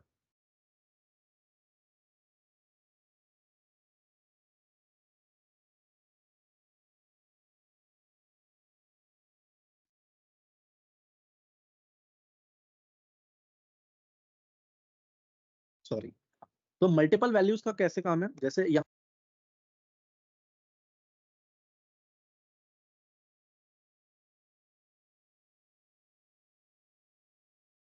सर म्यूट हो गया आपका। सॉरी सर वॉइस जी बता दो। Sorry sorry sorry. तो मैं क्या कह रहा था, इसकी जो फर्स्ट पैरामीटर है वो है एक्यूमुलेट, और second parameter like map, filter, ठीक है, इन सभी की तरह पे एलिमेंट ही है, ठीक है। आप एलिमेंट बोलिए, ई बोलिए, एक्स वाई जेड बोलिए, कोई फर्क नहीं पड़ता, मैं एलिमेंट बोल रहा हूँ यहाँ पे। और ये है एक्यूमुलेट। इसकी जगह पे भी आप कुछ भी लिख सकते हो, x y z a b c d, किसी का नाम मेरा नाम लिख दो, कोई फर्क नहीं पड़ता, ठीक है। मैं यहाँ पे एक्यूमुलेटर ले रहा हूँ जानबूझ के, जिससे एक सेंस बना रहता है कि वेरिएबल का काम क्या है। तो we should always take meaningful variable names, ठीक है। करना क्या है इसमें, ये कुछ नहीं करता है, बहुत ही ईजी फंक्शन है। एक second, just give me a second, क्या हो रहा है बार बार। हाँ तो ये क्या करता है, ये क्या करता रहता है, ये इस एक्यूमुलेटर में इस वैल्यू को एक्यूमुलेट करता रहता है और लास्ट में रिटर्न कर देता है, जैसे ये, ठीक है।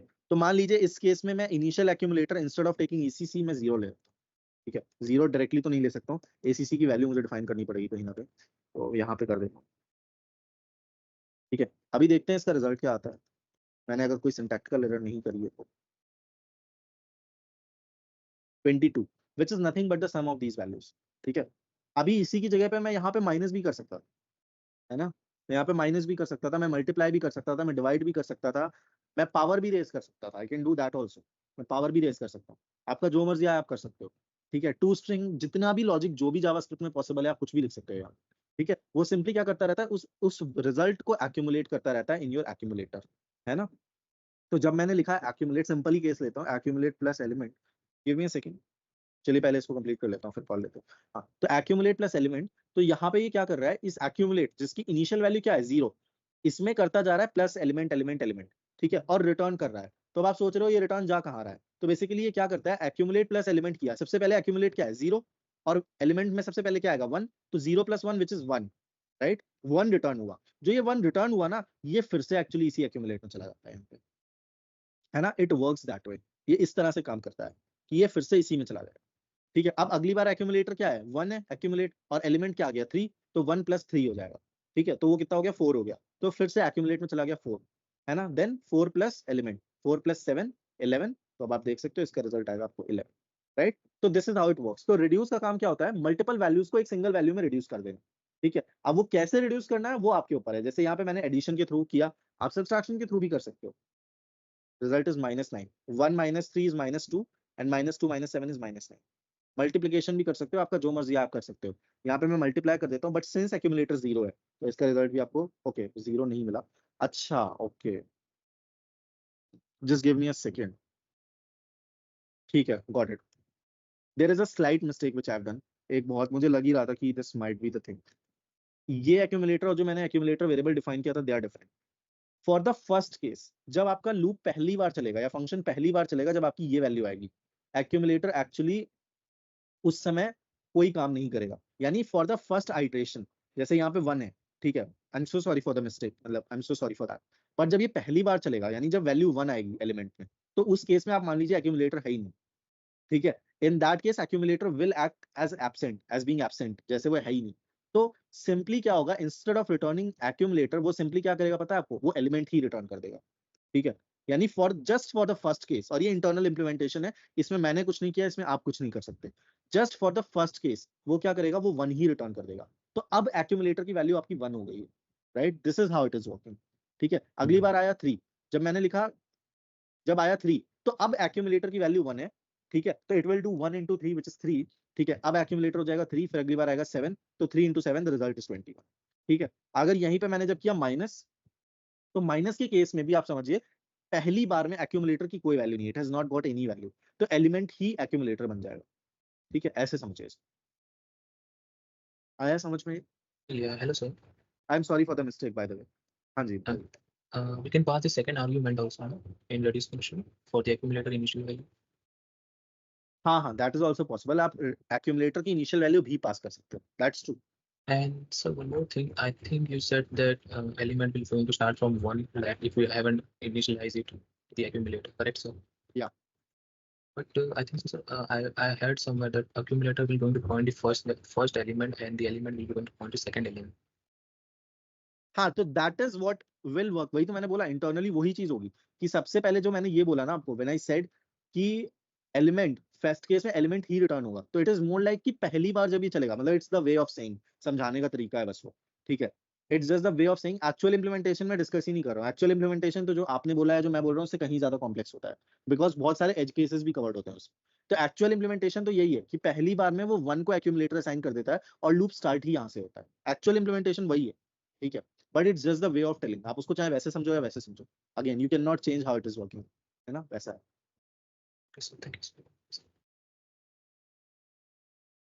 ठीक है, तो और क्या बचे हमारे फंक्शंस, हमने डिस्कस कर लिया रेड्यूस, हमने डिस्कस किया, और क्या क्या डिस्कस किया हमने, we discuss find, we discuss excuse me sir, filter, map. हाँ जी सर अभी जो हम कर रहे थे एक्यूमुलेटर इक्वल टू 0 सर, उसके बाद सर प्रॉब्लम क्या आ रही थी सर, जो फिर आपने कहा कि ये फर्स्ट इंडेक्स से प्रॉब्लम देखिए, मैं पता है प्रॉब्लम कुछ नहीं थी, वो एक्चुअली मैं गलत समझ गया था, because again I don't use it on a very frequent basis. तो अभी मेरे हिसाब से इसका result if I put it multiply 0 होना चाहिए था, क्योंकि एक्यूमुलेटर अगर इनिशियली 0 है और आप 0 में किसी भी चीज को मल्टीप्लाई कर रहे हो तो वो 0 ही हो जानी चाहिए, बट वैसा नहीं है, रिजल्ट आपको 21 मिल रहा है, विच मीन्स ये एक्यूमुलेटर का इस एक्यूमुलेटर से कोई मतलब नहीं, these are 2 different variables.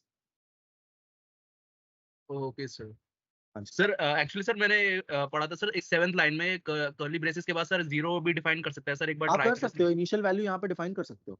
No sir, Definitely कर सकते 7th लाइन में सर जब हम कर्ली ब्रेसेस के बाद 0 डालते हैं तो सर वो भी एक्सेप्ट होता है सर, एक बार सर चेक करें। हाँ हाँ, वो इनिशियल वैल्यू है ना, वो इनिशियल वैल्यू आप यहाँ पे दे सकते हो, वही मैं बोल रहा था, सॉरी मैं वहां पे बोल गया क्या, नहीं यहाँ पे ही देनी होती है, आप दे Yes, sir. सकते हो इनिशियल वैल्यू यहाँ पे, इस केस में आपको रिजल्ट 0 मिलेगा। सर आपने वहाँ पे भी बताया, वहाँ पे भी डाल सकते हैं डिफॉल्ट पैरामीटर का, वहाँ हाँ, वो डिफॉल्ट का केस हो जाएगा, पर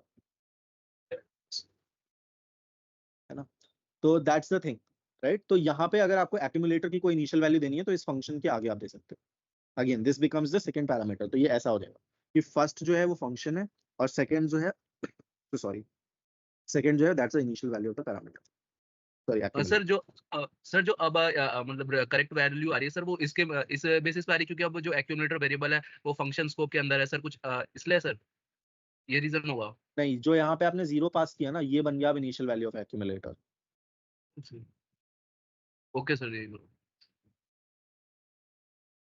ठीक है, तो सर्च मेथड्स भी पढ़ाने हैं यार अभी, तो there are lot of things to discuss in array methods. आप लोग कंफ्यूज तो नहीं हो रहे हो, ज्यादा तो नहीं हो रहा है? रेड्यूस हो गया ना, फिल्टर, फॉर ईच, सारे तो हो गए। एवरी है, बट एवरी इतना यूज नहीं होता, तो every I will avoid. Every और सम, ये 2 फंक्शंस मैं आपको होमवर्क दे रहा हूँ, आप खुद पढ़ लेना, ठीक है, I will not be going through that, ज्यादा यूज नहीं होता, बट पढ़ लेना एक बार, इजी है, जैसे ये है ना वैसे ही, तो there is not a lot of things. इसके बाद मैं सर्च फंक्शंस पढ़ा देता हूँ,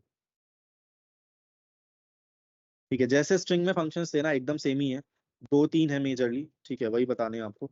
जैसे आपको पता लगाना है कि इस एरे में what is the index of 3, तो आप क्या कर सकते हो, console.log में डायरेक्टली दिखा देता हूँ, एरे डॉट, जैसे स्ट्रिंग में होता था ना कि किसी भी की कैरेक्टर की इंडेक्स निकालते थे, यहाँ पे आप किसी भी नंबर की इंडेक्स निकाल सकते हो। जैसे मैंने 3 दिया कि 3 की क्या इंडेक्स, क्या आया 1 0 1, 3 की इंडेक्स है 1। मान लीजिए 2 दे दिया और 2 नॉन एग्जिस्टेंट है, तो आपको रिजल्ट मिलेगा -1। यानी आपने यहाँ पे कोई ऐसा नंबर फाइंड करने की कोशिश की जिसकी इंडेक्स डिफाइंड ही नहीं है, सॉरी जो नॉन एग्जिस्टेंट है, जैसे 2 है ही नहीं ना इस एरे में, there is no 2 inside this array, तो वो आपको इंडेक्स दे देता है -1। स्ट्रिंग में भी सेम ही होता है, ठीक है।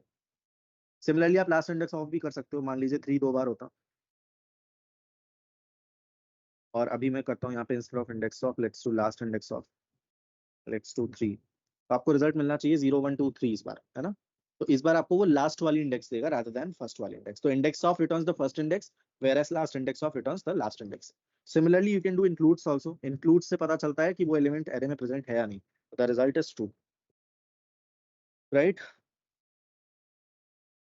तो ये सारे फंक्शंस हैं बेसिकली, एकदम कुछ है नहीं, ये सर्च फंक्शंस हैं, सर्च करने के काम होता है।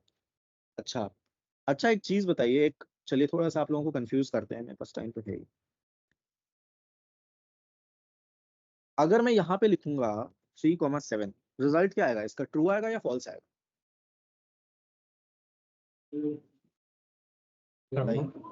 Sir false. आपको जस्टिफाई करना पड़ेगा जो आप बोल रहे हो, सिंपली बोलने से काम नहीं चलेगा। जो लोग बोल रहे हैं ट्रू, उनके हिसाब से तो चलिए ठीक है, ट्रू तो दिख रहा है, होना चाहिए। फॉल्स जो बोल रहे हैं वो जस्टिफाई करिए एक बार इसको, फॉल्स क्यों होगा?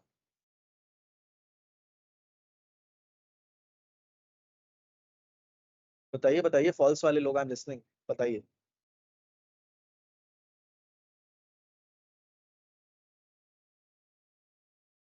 Sir may be I am wrong, but sir ये इसमें इंक्लूड में सर वो एलिमेंट सर्च कर रहा है, बट जो 3,7 है वो एक एक्चुअली ऑब्जेक्ट है सर, अगर हम एरे में देखें तो। पार्शियली करेक्ट, बट ठीक है, let's listen others as well, बाकी लोगों का क्या कहना है। पार्शियली करेक्ट, इस चीज को एक्सप्लेन करने के 2 स्टेप्स हैं, जिसमें से पहला आयुष वो है जो आपने बोला है, ठीक है, इसलिए मैंने बोला पार्शियली करेक्ट। बाकी लोग जो फॉल्स बोल रहे हैं वो बताएं, पहले तो रिजल्ट देख ही लेते हैं ना, क्या करें। फॉल्स ही आएगा क्योंकि फॉल्स ही है, ठीक है। अब बताइए फॉल्स वाले लोग। think so, sir. It is for reference point issue, sir. It is Reference point, sir. Yes yes 100%। तो देखिए यहाँ जो 37 डिफाइंड है, मैंने आपको क्या कहा था कि इस एरे के लिए ये एक मेमोरी लोकेशन, तो until you pass the memory location of the same array, ठीक है, वो आपको रिजल्ट ट्रू नहीं देगा। जब आपने यहाँ पे पास किया 3,7, ध्यान दीजिएगा, तो आपने एक नया एरे क्रिएट किया है, right. This is not the same array as this, भले ही इसके एलिमेंट सेम है, बट मैंने क्या बोला था, array is not known by, जब हम एरे में फंक्शंस में भी चाहे आप एरे को पास करें या ऑब्जेक्ट्स को भी आप चाहे एरे में सॉरी फंक्शंस में पास करें, मैंने क्या बताया था, पास बाय रेफरेंस में क्या होता है, पास बाय रेफरेंस में यही तो होता है, this is what, this is a function, right. ये पास बाय रेफरेंस होगा ना, मतलब इसकी मेमोरी पास होगी, है ना, यानी इसकी मेमोरी लोकेशन पास होगी, इसका मेमोरी एड्रेस पास होगा, तो वो इस मेमोरी एड्रेस को इस मेमोरी एड्रेस से कंपेयर करेगा, है ना। और क्योंकि ये एक नया एरे है, ये सेम एरे तो है नहीं, राइट, क्योंकि ये एक नया एरे है, ये आपने यहीं पे डिफाइन किया है, इन दोनों की मेमोरी लोकेशन सेम होगी ही नहीं, तो आपको ट्रू कभी मिलेगा ही नहीं, राइट। अगर आपको इसको ट्रू करना है, मतलब ये तो ट्रू नहीं हो सकता है, वरना दूसरा तरीका ये है, yes, आप यहाँ पे 3,7 दे, यहाँ पे ए दे दें, ठीक है, और यहाँ पे नाउ इट इज ट्रू। क्यों ट्रू है?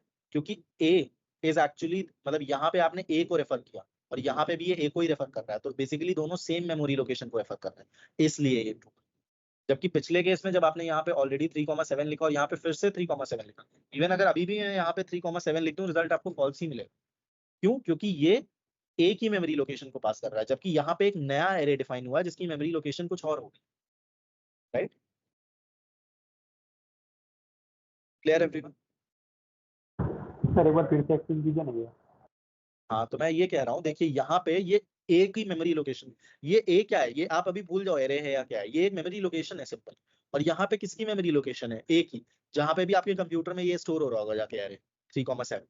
जबकि जब आप यहाँ पे चेक करने के लिए ये 3,7 पास कर रहे हो, तो ये एक नया एरे है, ये ए नहीं है, this is a new array. और न्यू एरे मतलब भले ही उसका कंटेंट सेम है, ठीक है, भले ही इसका कंटेंट और ए का कंटेंट सेम है, पर ये न्यू एरे क्यों है? क्योंकि इसकी मेमोरी लोकेशन अलग है, ए से। ए अलग जगह स्टोर्ड है, ये अलग जगह स्टोर होगा, राइट? तो जो जब दोनों अलग अलग जगह स्टोर्ड है, और मैंने आपको बताया था कि एरेज एक्चुअली अपनी वैल्यूज से नहीं, अपनी मेमोरी लोकेशन से कंपेयर होते हैं, तो उसका रिजल्ट कभी ट्रू हो ही नहीं सकता, बिकॉज दोनों की मेमोरी लोकेशन अलग है।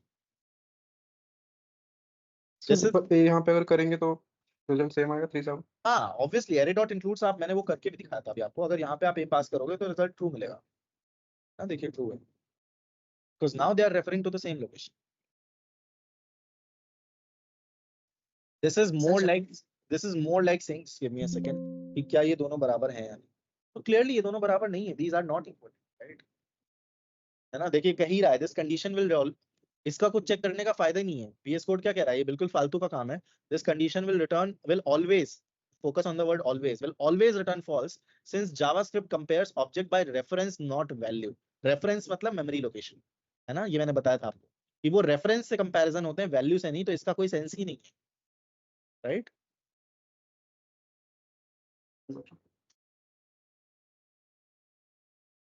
Hello sir. हाँ जी।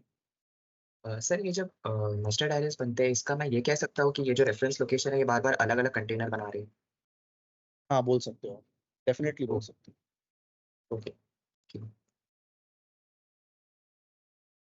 ओके, तो चलिए अब आता है थोड़ा सा एक्शन टाइम, बिकॉज मैंने मेजरली जितनी चीजें बतानी थी मुझे वो मैंने बता दी हैं। सो आप लोग 5 मिनट लीजिए, इसको रिवाइज करिए। इसके बाद मैं आपको 3 प्रॉब्लम्स दे रहा हूँ अभी एरे फंक्शंस पे ही बेस्ड, तो वो आपको करनी है यूजिंग एरे फंक्शंस। हाँ सलमान बताइए। सर लूप पे भी सेम ऐसे केस होता है क्या कि वो अलग मतलब बनाता है, स्टोर करता है? वो तो देखिए सेम ही चीज है ना, मेमोरी। मतलब एरे तो एरे ही है, चाहे वो आप लूप लो चाहे फंक्शन लो, फर्क नहीं पड़ता,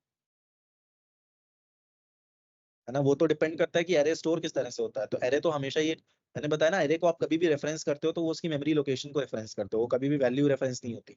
जबकि नंबर, स्ट्रिंग, ये सब है, इनकी वैल्यूज रेफरेंस होती हैं, मतलब इनकी वैल्यूज को वो करता है, इंडिकेट करता है, जबकि इस केस में वो मेमोरी लोकेशन को इंडिकेट करता है। Okay sir, okay. तो लूप हो या फंक्शन हो, उस पर डिपेंडेंट नहीं है। चलिए ठीक है, तो अब लिख लीजिए प्रोग्राम्स। 3 प्रोग्राम्स में दे रहा हूँ, मैं लिख के नहीं दे रहा हूँ, आप लोग खुद से ही लिखिए।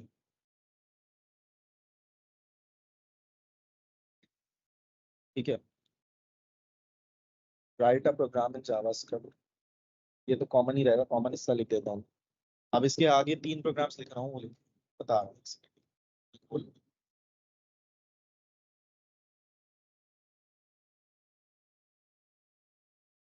इसमें से 2 तो कोशिश करिए अभी हो जाएंगे, फर्स्ट 2 हो जाने चाहिए, बाकी मैं आपको दे दूंगा होमवर्क, एक मतलब एक होमवर्क। ठीक है, आपको क्या करना है, आपका पहला प्रोग्राम ये है, मुझे लिखना ही पड़ेगा एक्चुअली। योर फर्स्ट प्रोग्राम है कि आपका कोई वर्ड, आपका कोई लेट्स से सेंटेंस है, I am a human being, let's say मैं लिख रहा हूँ, चलिए screen share, I am a human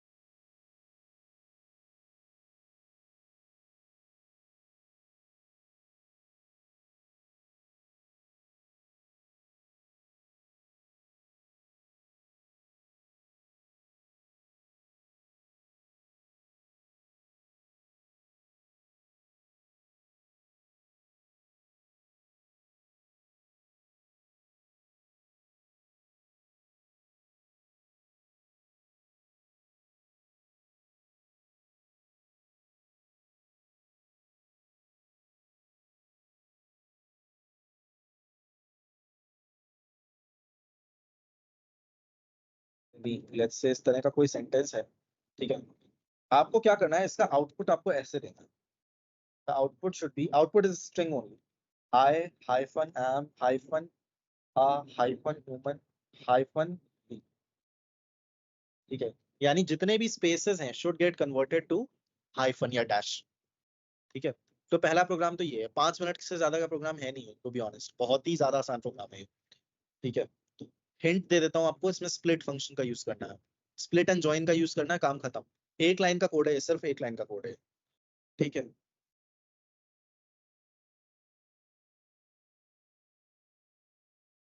और अगला प्रोग्राम